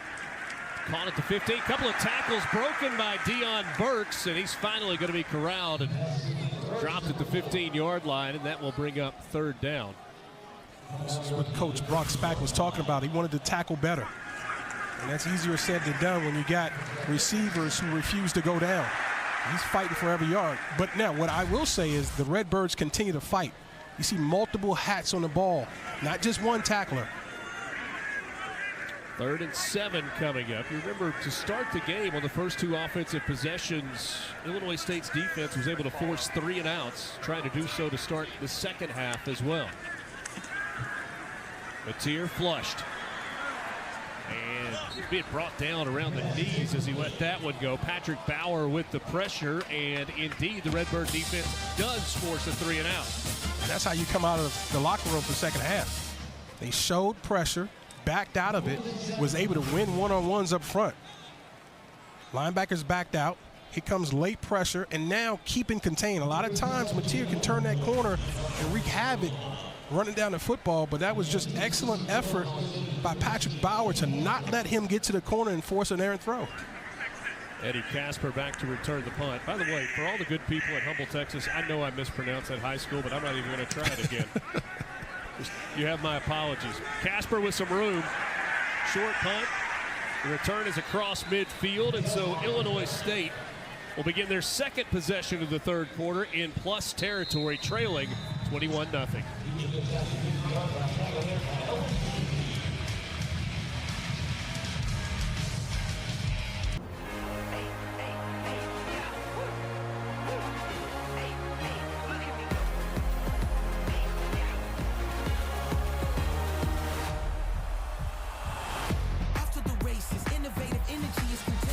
Saturday night right here in Norman, Oklahoma. It's a matchup of Titans, Michigan, and Oklahoma. Michigan, the winningest team in college football history with 1,012, 950 for Oklahoma. That's number 6 all-time. Combined 19 national titles and 10 Heisman Trophy winners. They will come in and challenge this Sooner front seven. They are looking to bludgeon people. How about only the second meeting ever between Oklahoma and Michigan? From midfield to the air, it is still Beckham Pellant in the game. You see Tommy Rittenhouse on the sideline. Let's go downstairs, check in with Madison Hawks for an update. Yeah, Rittenhouse was being attended by the Redbirds medical staff in the tent. It wasn't for long, though, guys. He came out holding that right arm. He put his helmet on, though, took a few throws, and gave his coaches a thumbs up, saying he's good to go. So we'll see when he gets back into this game. Think of this. Last year, he played with a bilateral sports hernia. And if you know anything about sports hernias and what that does to your midsection, your core, everything you do is painful. And he played the whole year with it. Got to take care of it in the offseason. But I'm just telling you right now, toughness is not a problem for that guy. He got the surgery done in Philadelphia a little bit before the start of spring practice. He actually went to Brock Spack and said, let me go through spring practice and then get it done. And Coach Spack said, no, you're going to go get this fixed, so you got plenty of time to get well. We need you for the season. And so Beckham Pellant got basically every single snap at the quarterback spot in spring ball. And he's going to lean on that experience right now in a hostile environment. 3rd and long. Let's see how the kid does. Second best starting field position of the night for Illinois State. They began at midfield. They had the other drive that began at the 41 after the fumble recovery. Pellant has it batted down at the line. And the Oklahoma defense stands tall to force a 3 and out. He's only 6 feet tall, so the launch point is going to be lower. Watch him get depth in his drops. You want to see him get a little bit more depth just to get the angle right, but the ball has to come out quick because he's doing it from empty. It's just a great job defensively by Thomas to get his hands up. And that was R. Mason Thomas, the senior from Fort Lauderdale. Had 9 sacks and 12.5 tackles for loss a year ago. A couple of fumble recoveries, including one for a touchdown against LSU last year. This punt's going to hit at the 10. Rolls inside the 5, and it's going to come to a stop there. Wish I could get a gap wedge to do that. He just keeps on rolling and rolling. More times than not. So this Oklahoma possession will begin at the 4. Night slate of games is underway now, including a massive matchup in the Battle of Death Valleys. LSU on the road against Clemson. A lot of folks really like this Clemson team out of the ACC. Some predictions of them perhaps winning it all this year. Oh, Dabo finally dipped into the portal. A little bit, just a dabble. by Dabo. You see what I did there? I see what you did there. Once again, it's Blaylock in the backfield, and I think we probably shouldn't be surprised. Sometimes when you talk to coaches, you've got to read between the lines a little bit. This Oklahoma coaching staff raved about the camp that Torrey Blaylock had leading into this season, and they let us know that he was ready to go. Jack Dwyer and LaShavian Brown combining on the tackle, and an Illinois State player is down. That's Ty Niekamp. And that is not good news for Illinois State. You have an injury to your quarterback, and now Niekamp down, and now Blaylock going off the field and being helped by trainers as well. Both of those guys are going to be counted on for both of these teams, so that's unfortunate to see that happening. With the timeout on the field, we'll take one as well. Oklahoma in front, 21-0.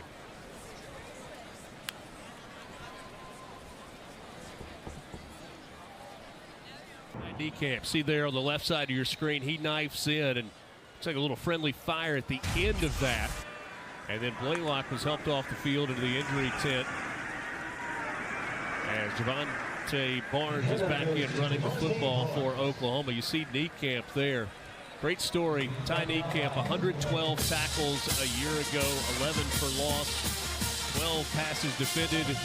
He is the son of the defensive coordinator, Travis Niekamp. You get a look at him there in the box. Great visit with Travis earlier this week, and he said, you know, this is the time of the year where I'm coach, not dad.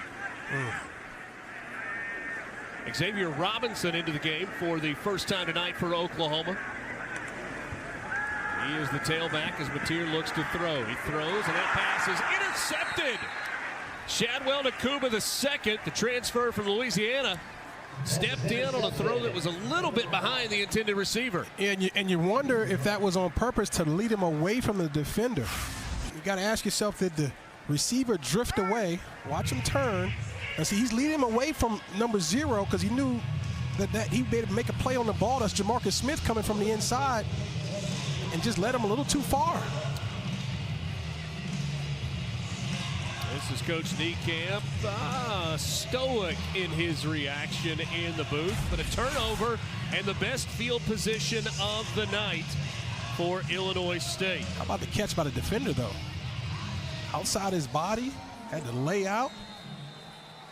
So Pellant stays in the game at quarterback for the Redbirds. Victor Dawson is the back. From inside the 25, they give it to Dawson, and there's just no room. Owen Heineke on the tackle. We talked about what will Illinois State do when they have opportunities like this, when they come up with some kind of trick play, something to try to catch OU sleeping or maybe lacking some eye discipline. This might be a good opportunity right now. You're in field goal range. Let's see if they come up with something tricky. The interception, really the first blemish on the stat sheet tonight for John Mateer. 2nd and 9. Pellant. And he's going to lose yards, maybe get back to the line of scrimmage. Tough situation for the redshirt freshman. As you see, not quite the athlete that Mateer is. I like the idea of his first read not being there. He doesn't hold the football like so many quarterbacks does. He puts his head down, finds it, and gets as much as he can get and avoid the catastrophe. 3rd down and 10. Lost a yard on the play. Just one 3rd down conversion tonight for the Redbirds. That's where you like to see the freshmen be smart and understand we got to protect the football because you can get 3. Pellant flips it to the outside. That's Dawson on the catch and run. Omasigo shoved him out of bounds at the 15-yard line. So that's 4 yards short. 4th down and 4 coming up. And the field goal unit comes on to the team, led by the kicker, Matt Maldonado. I like the play call by Tony Peterson because you're trying to avoid the catastrophe. You're not trying to kill the confidence of your offensive ball club. Simple play, get as many yards as you can, and let's see if we can get 3 on the board. Maldonado at Murray State for the last 3 seasons. This a 33-yard try. It's a low knuckleball, but it is through the uprights, and Illinois State is on the board. It's now 21-3.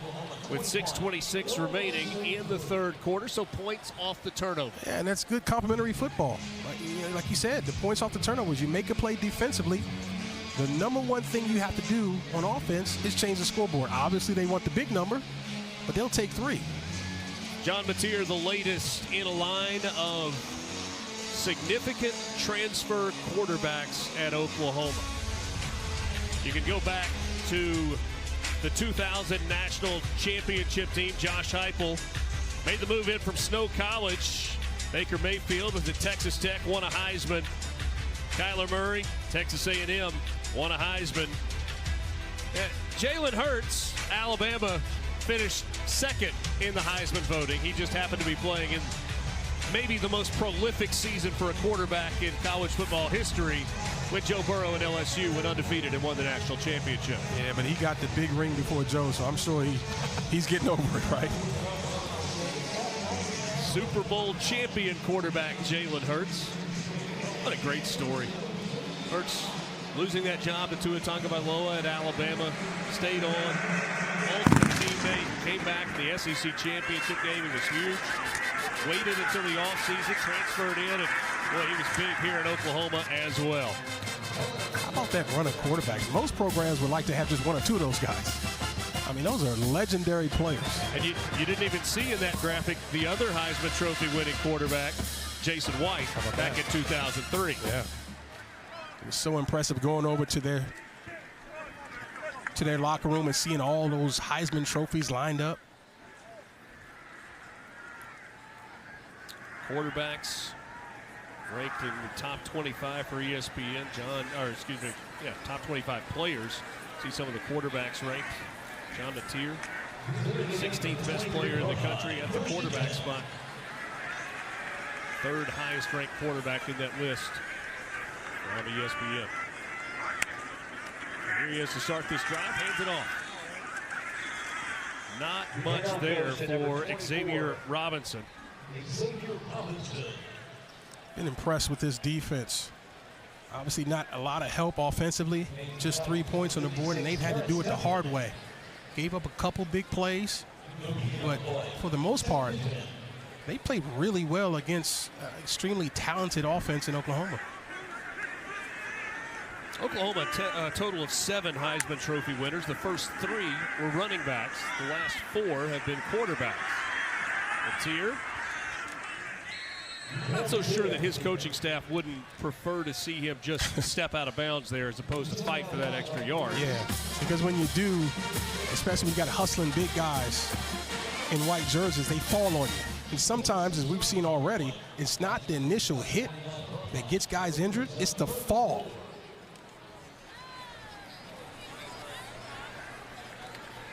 How about how hard the Redbirds are playing, though? Very impressive. Showing pressure again. Will they bring it this time? 3rd down and 4. Mateer to a wide open wide receiver, Keontez Lewis. Had a soft spot in the zone, made the catch, and fell down for a first down. And I don't know why he fell down. Because if he stays up, he's still running. Watch him hook up. That's a blown coverage. If he can somehow keep his feet, he hits his head on the goalpost. Mateer dumps it across the middle. That's Robinson on the catch. Out to about the 43-yard line. So Billy Vessels was the first Heisman winner. That was in 1952. Then you had Steve Owens in 1969, the great Billy Sims in 1978. But the run on quarterbacks has been impressive. Jason White in 03, Sam Bradford in 08, and then back-to-back in 17 and 18, Baker Mayfield and Kyler Murray. Reese Edwards injured on the play.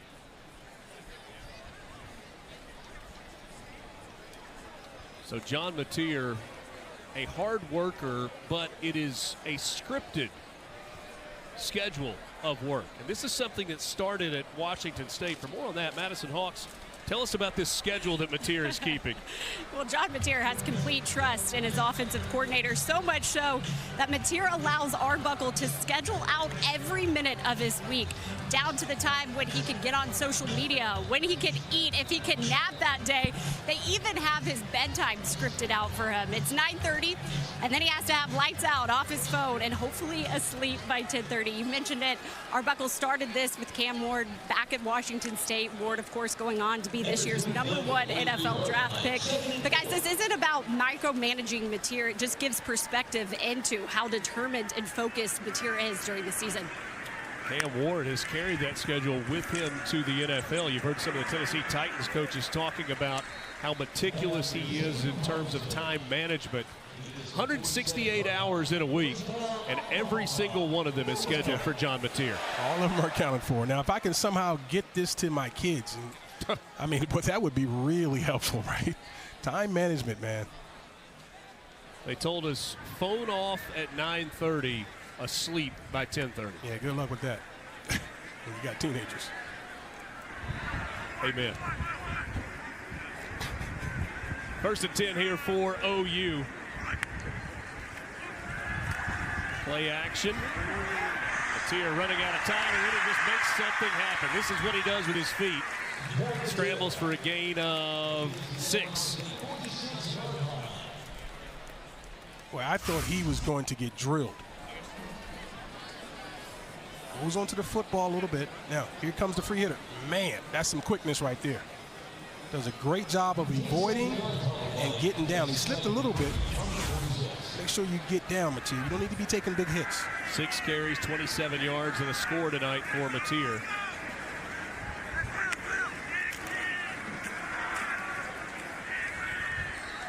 Third down coming up after a short gain there. Grant Steffen on the tackle. Missed last year with a torn pec muscle, which sounds really painful. It is. I've had one. And it is rough. .6'4", 275-pound senior. Transfer from Western Illinois. Large human being.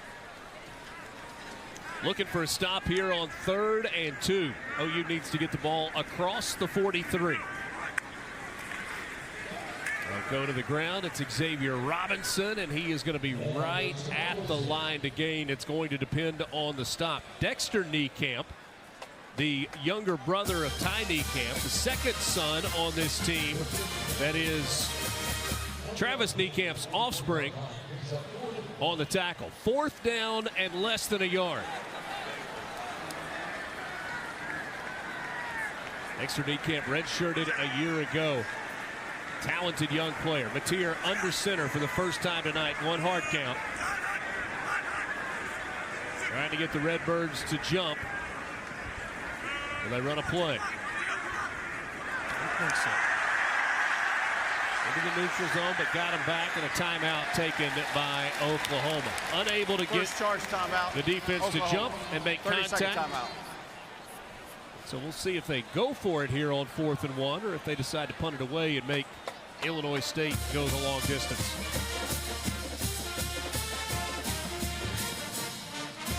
The SEC Now crew will be at Mercedes-Benz Stadium in Atlanta tomorrow afternoon. They'll get started at 2 Eastern with a 60-minute football pregame show before number 13 at South Carolina. Led by Lenore Sellers takes on Virginia Tech. And don't forget, we will wrap things up tonight after the games with SEC football final. Dari Doring and Benjamin Watson will take you through the entire day on this opening day of Southeastern Conference football play. I would imagine they'll talk a little bit about John Mateer. Played well, as they should. Dari Noka, an Oklahoma native, and all-around good guy. I don't know how he deals with Doring.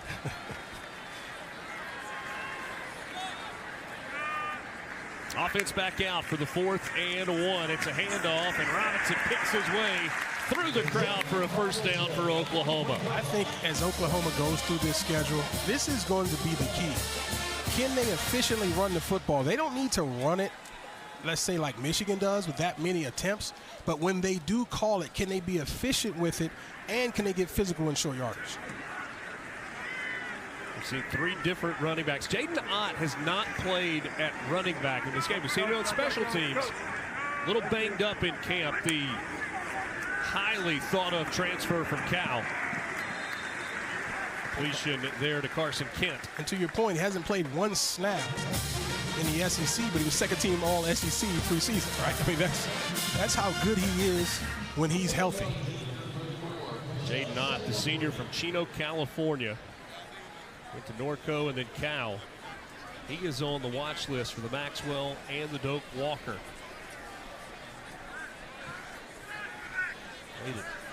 Bishop Gorman. Vegas powerhouse. Powerhouse. DeMarco Murray went to school there. His coach. Mateer, flags come in. Probably a hold. No doubt. Mateer lets it fly, and that ball is incomplete, but another flag comes in, and Offset. so we'll just do it all over again. That play didn't happen, folks. That was virtual. You can never make an assumption, and I don't know that, I guess it was the safety there for Illinois State saw it, but he's better off allowing that catch to happen. How about that? I mean, it's tough. His instincts take over. I mean, There are fouls by each team on the play. Holding, number 70, offense. Pass interference, number 4, defense. Those fouls offset, replay first down. But I can guarantee you, if he just stops and lets that play happen, he'll be trotting off the field because no defense coordinator wants to see that. Here's the hold. That's a tackle, really. Nice job there. Jamarcus Smith getting the pressure, and there's just a little early. You know, sometimes officials get unfairly chastised. Sometimes it's fairly. They got both of those right. No doubt on either of those. Mateer to the air. Quick hitter to the outside for a first down. RPO action there. Run pass option. Stick the ball in the belly. If you like the look on the outside, you get the ball out of your hands quickly and accurately. Tough to defend. 3 quarters in the books in Norman, Oklahoma. OU trying to win the season opener. They lead it 21-3 as we head to the 4th. We're back after this.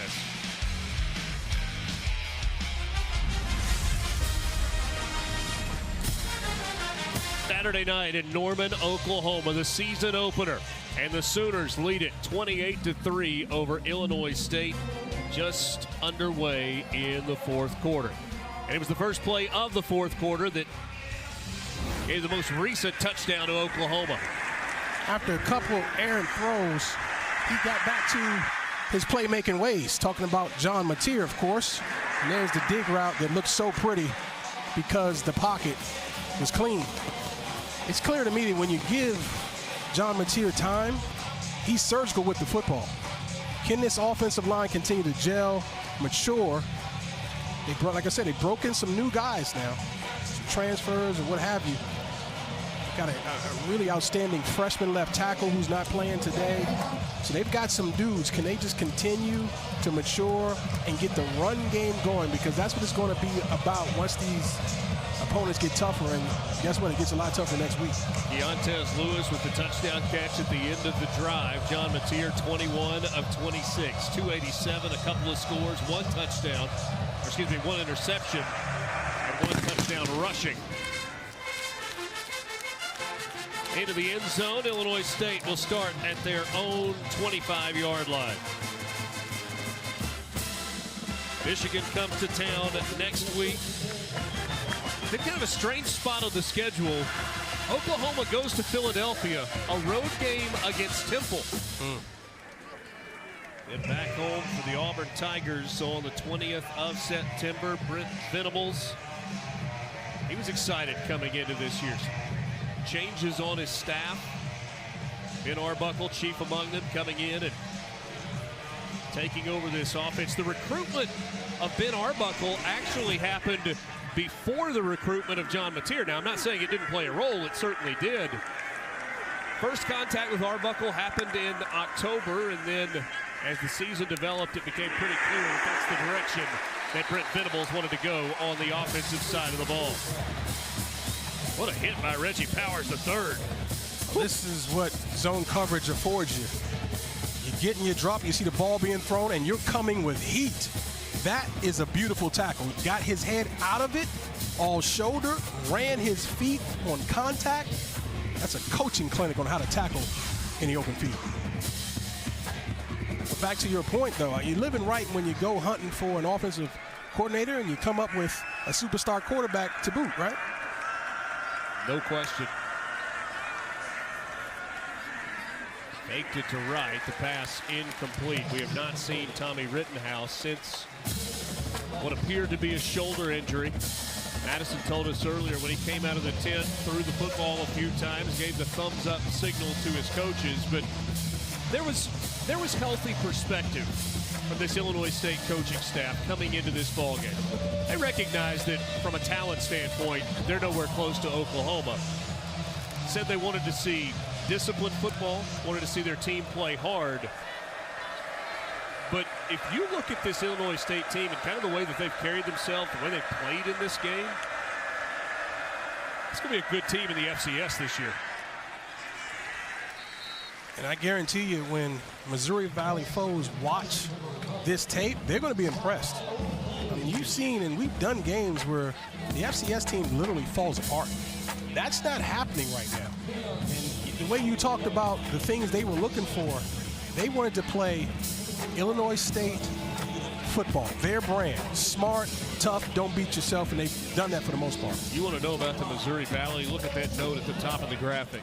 14 straight championship game appearances from various teams from the Missouri Valley Conference. Now, a lot of those, North Dakota State, South Dakota State's had a heck of a run.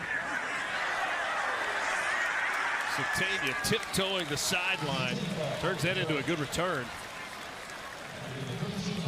Will we continue to see John Mateer, or might it be time for Michael Hawkins?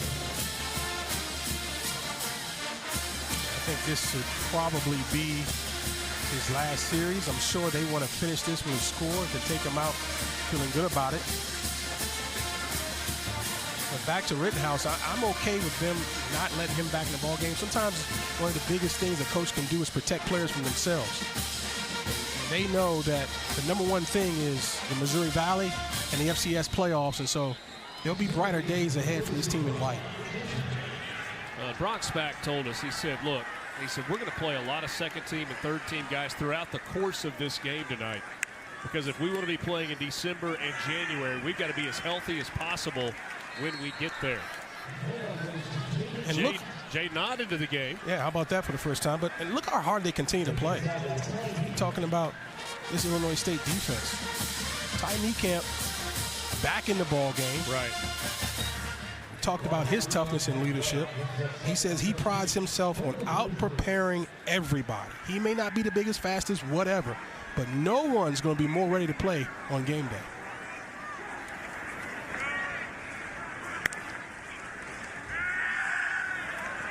Mateer lets it fly down the sideline. How about that back shoulder catch plus a flag coming in? Keontez Lewis on the reception. Kuba was in his back pocket and I think interfered on the play. Early in the game, we saw a massive one-handed catch by Deion Burks along the sideline. Now Keontez Lewis has got an impressive contested catch for a gain of 19. Pass interference, number one, defense. Penalties decline. The result of the play is a first down. Watch this back shoulder execution. This is the toughest thing in football, in my opinion. A well-executed back shoulder where he can come back and, boy, he was wearing a defender. And he was tighter than your suit, partner. I'm just telling you right now, he was wearing that defender. But that's how you have to be tough and physical at the catch point. It's not tight, it's tailored. Oh. Illegal formation. 5 players in the backfield on the offense. 5-yard penalty. Replay second down. That's what you call it, tailored. Correction, first down. I'm okay with that. I'll accept that from you.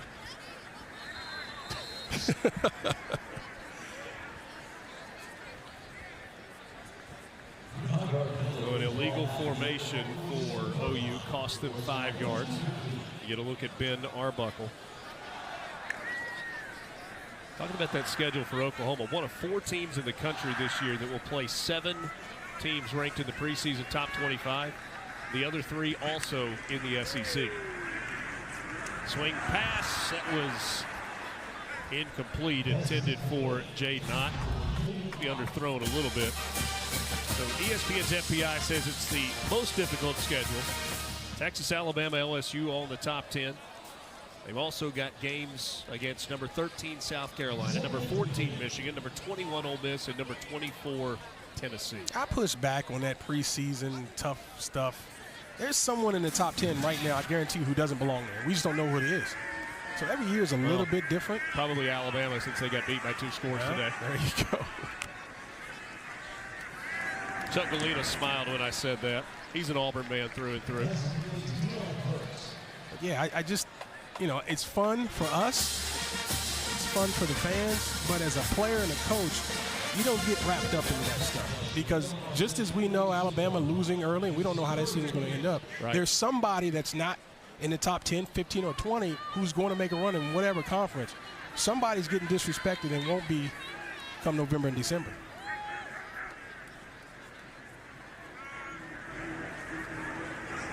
Robinson back in at tailback. 3rd and 8.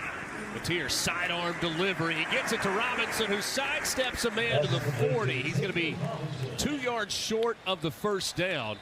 And an injured player, that's Shadwell Nakuba, who is down on the play. And this is the thing that Illinois State wanted to try to avoid, injuries. You've seen Tommy Rittenhouse leave the game. You saw Ty Niekamp leave the game but come back in. And now the starting corner, Nakuba, down and kind of favoring that right arm. With the break on the field, we'll take one as well. 4th and 2 for Oklahoma when we come back.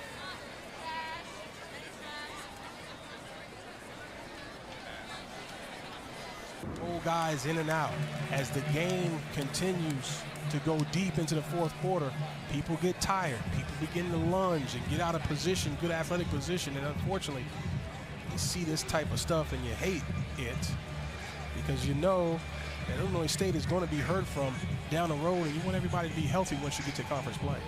There's Tommy Rittenhouse you saw throwing the football on the sideline. I don't know if that's a sign that we're going to see him again or if his night is over. We'll check in with Madison on that in just a moment. 4th down, the offense on the field for Oklahoma. Mateer rolling right, lets it fly, and that ball is incomplete. Nearly intercepted, and then a chance there for Kanik to catch it off the carom. Mateer knows he missed a shot there. 28-3 our score, 10:53 to play now. 1 week from right now, it's a top 25 matchup here in Norman. Number 14 Michigan, number 18 Oklahoma. And the day gets started with College Game Day next Saturday morning at 8 o'clock local time, 9 a.m. on the East Coast. And what a Saturday it's going to be. It'll be the 2nd meeting ever between Oklahoma and Michigan. The first one, the Orange Bowl. Wishbone reverse off the option action. I mean, that's cutting edge play calling. Back then, yes. Oklahoma, a win over Michigan in that 1976 Orange Bowl following the 1975 season. After the turnover on downs, it is Illinois State. Seth Glatz getting his first carry of the game. Let's go downstairs and check in with Madison Hawks with more on Tommy Rittenhouse. Yeah, quarterback Tommy Rittenhouse is out for the rest of the game. He's still been involved, though, down here on the sidelines. He was watching film with backup quarterback Beckham Pellet, walking him through the way different defensive coverages are playing him. Obviously, a huge blow for the Redbirds offense to be without Rittenhouse, but will allow him a little bit more rest before next week. That's smart to me. You just got to know when to hold him, know when to fold him, right? was actually a quote that Brock Spack gave us this week talking about his quarterback. He went to the great Kenny Rogers. He gave us a little more than that. He was talking about the style of play for Rittenhouse, not putting his body in danger. And look, the injury tonight had nothing to do with his style of play. It was a big hit.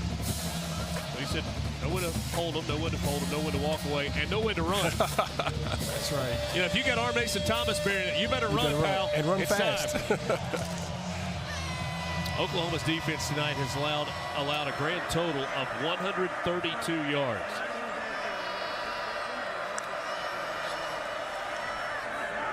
Pellet trying to get away, and he is brought down, a sack by Taylor Wine. Yeah, and that's unfortunate because this offense had gone over 100 yards rushing before that play. Now they're going to subtract that from the rushing yards. And there's a host of guys coming through, and that's a nice job by Taylor Wine getting up to the level of the quarterback. Don't keep running around the quarterback. Come back inside. When the quarterback steps up, you come back inside, and it really becomes an easy way to get sacks if you're smart. The punt team onto the field for Illinois State. Isaiah Satania III once again back to return the punt. The transfer from Arkansas. Busy tonight. He's going to call again for a fair catch. He'll make it at the 25. And that'll take us to a timeout. Oklahoma in front and in control. 28-3 our score.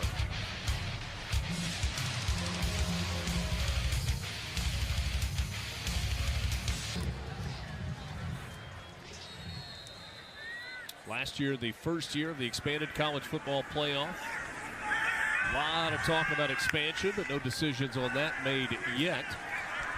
Pass complete to the tight end, Jaron Kanik. 5 catches in the game tonight for Kanik. He is approaching 100 yards receiving. John Mateer is still in the game, and honestly, I'm not sure why.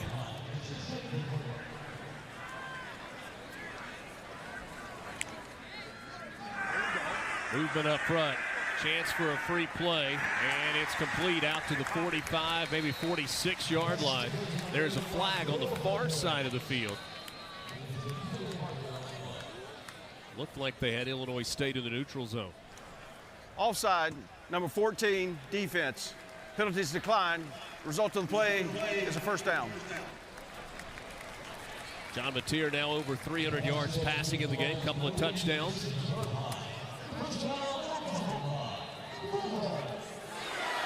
26 completions is a career high for John Mateer.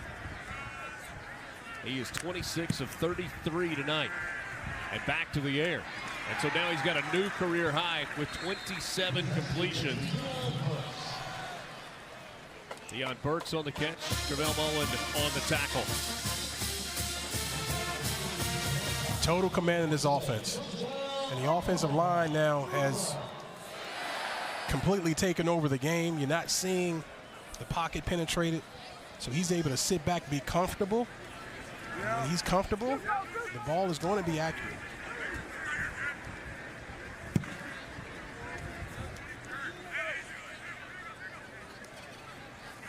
OU using a little more time on the clock now. Xavier Robinson on the carry, and he hauls a defender down to the 37.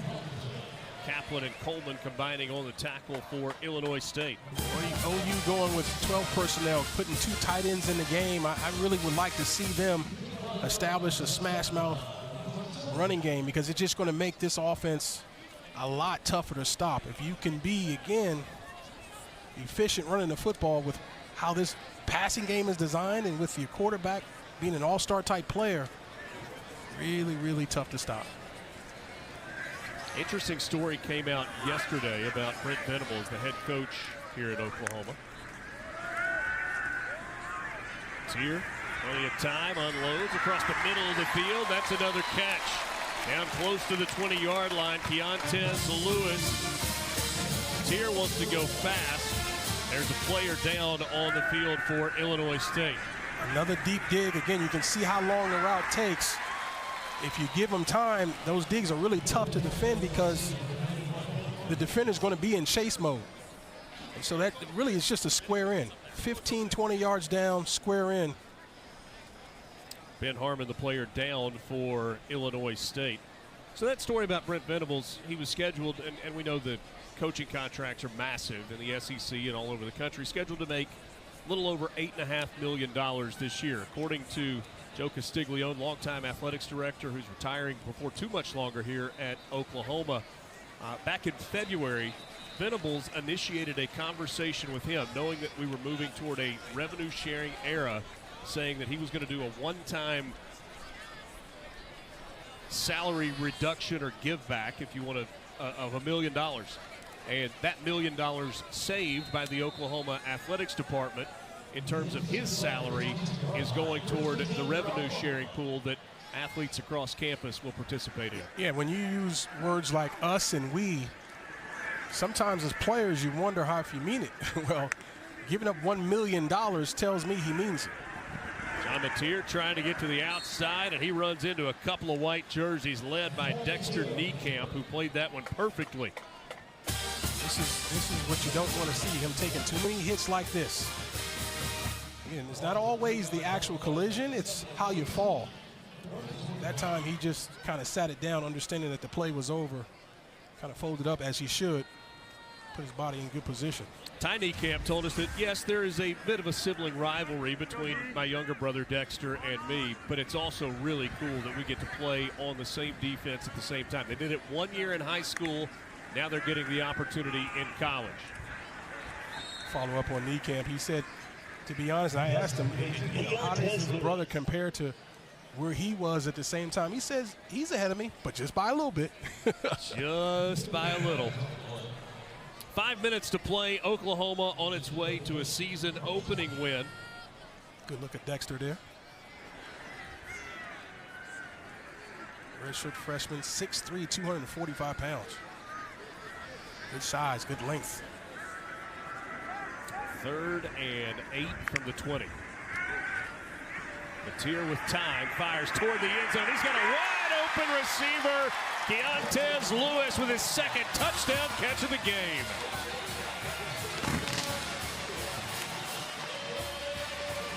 DB fell down on the route, tried to stay in coverage with Lewis.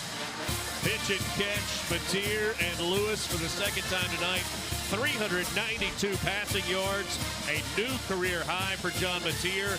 That was his 3rd touchdown toss. Nothing special about the route, just a go route. Just running down the field and asking your quarterback to throw a catchable ball. Obviously, when the DB falls down, it makes it a lot easier.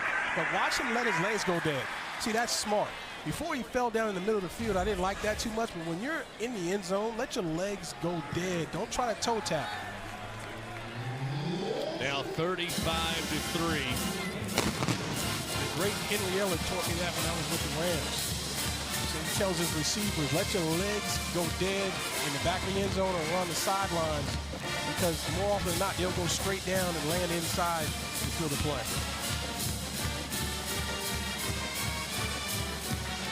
Would think that the night is probably over for John Mateer, but we'll see. 30 of 37, 392, 3 scores, had 1 on the ground as well. When Brent Venables and this Oklahoma staff go back and they watch the tape of this game and they're evaluating, what are they going to see? Well, I think they're going to be happy with Mateer. I think they're going to be happy with the pass blocking of the offensive line, and they've got dynamic receivers who can go. I think one of the things they're not going to be completely happy with is the run game. I think they could be more efficient. You would think that they would be able to sort of run the ball down the throat of this Illinois State defense, and that hasn't happened. And so I keep harping on it. They're going to have to be balanced next week. They're not going to just be able to drop back and throw the football against a Michigan defense who's as talented and disciplined as they are. You got to be able to do both. 100 yards rushing tonight for Oklahoma. I think the same can be said defensively. I think they could be better defensively against the run.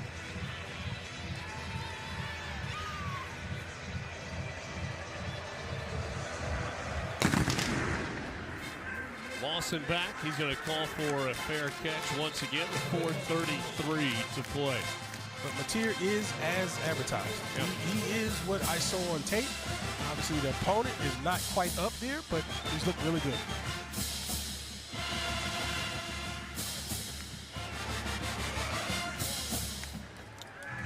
Mateer tonight in pictures, moving pictures. It started with that great catch from Deion Burks. We saw Mateer make plays with his legs. We saw him make throws on the run. In this second half, he's been able to stay in the pocket a lot. He had the scoring touchdown when he slipped inside the pylon. What do I call him, partner? Triple threat. Triple threat, I believe. Right, yeah. One area that I would think that Oklahoma's coaches are going to be proud is with the performance of the defense tonight. Brent Venables told us, he said, from our very first recruiting class, we've got 67 guys that are still part of this defense. And having that core, that veteran core, he thinks gives them a huge advantage this year. No question about it. And they're deep up front, and that's where it starts. This is a very fun defense to play in if you're a defensive lineman, because they're not going to ask you to stay on blocks and hunker down and let linebackers make plays. No. Everybody has the opportunity to make plays when the ball snaps.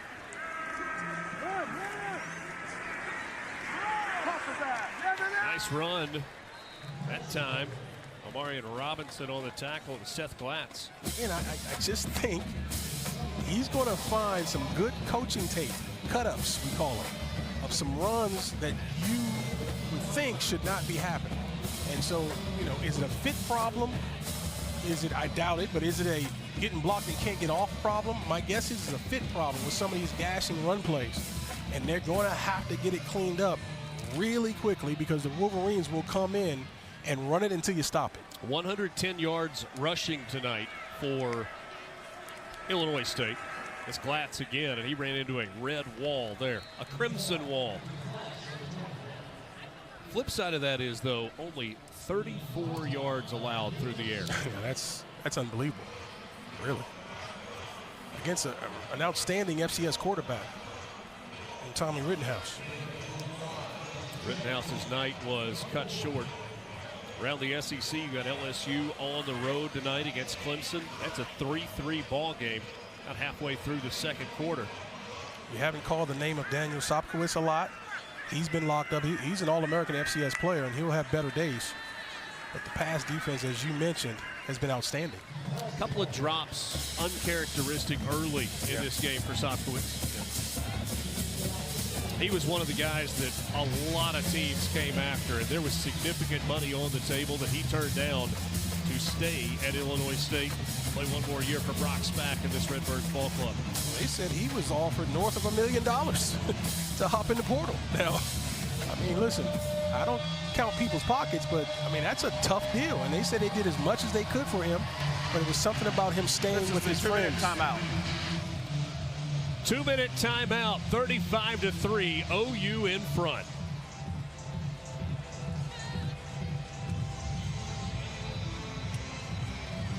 Park outside Gaylord Family Oklahoma Memorial Stadium. 7 Heisman Trophy winners.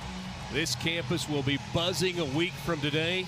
It all starts with College Game Day next Saturday morning, 9 o'clock Eastern, live from right here in Norman, Oklahoma. And then there's the game that night as well. The Big Ten and the SEC, Michigan and OU for just the second time ever. That is next Saturday night. 35-3 our score. 2 minutes to play. 3rd and 5 here for Illinois State. Pellin replaced Rittenhouse after the injury earlier in this ball game. On the ground, Glatz going to pick his way to the 45. Short of the first down will bring up 4th and 3. I would assume that the offense would stay on the field here. Thinking about it.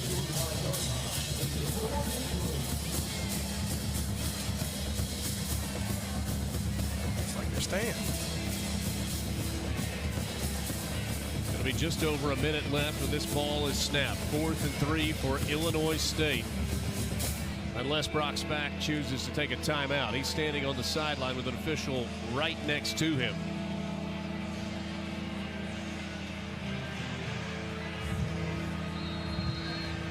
I'm not being trite when I say this. First charge timeout, Illinois State. 30-second timeout. It appears that Illinois State has a weapon in their punter in Hayden Futch. He has been really good tonight. I agree, 100%. Well over 40 yards per average. I got to find out exactly what it is. But no, he's done a tremendous job of flipping the field. He has averaged 43. There you go. As long as 50. 3 of his 8 punts have been down inside the 20-yard line, and 2 of them inside the 5. Yeah. So there've been multiple phases where they've at least been even with Oklahoma. And I'm just telling you, that bodes well for these guys and the rest of their schedule. So after the timeout, Futch will come on to punt one more time. Isaiah Satania III. Catch a punt for the 9th time tonight.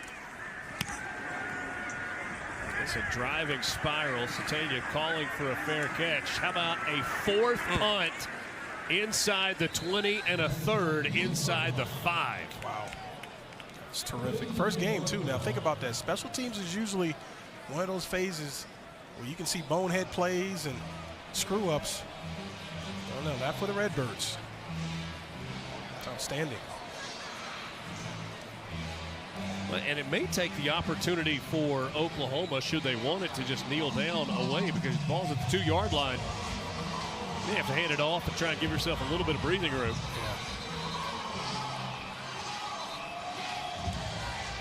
John Mateer going to go the distance in this season opener. 65 seconds remaining on the clock.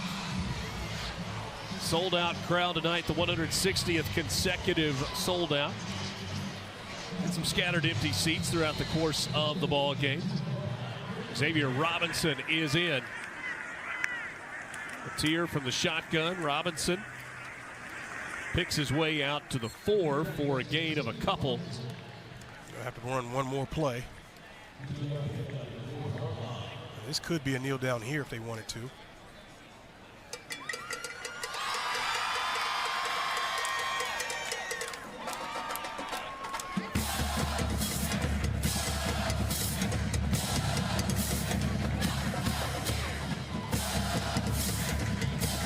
Year 1 of Brent Venables at Oklahoma, there were 63 new players on the team.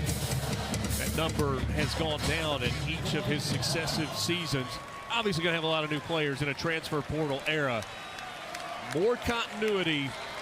They told us they were optimistic, excited about this year and about this team.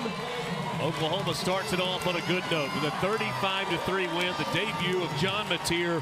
30 of 37, 392 yards and 3 touchdowns.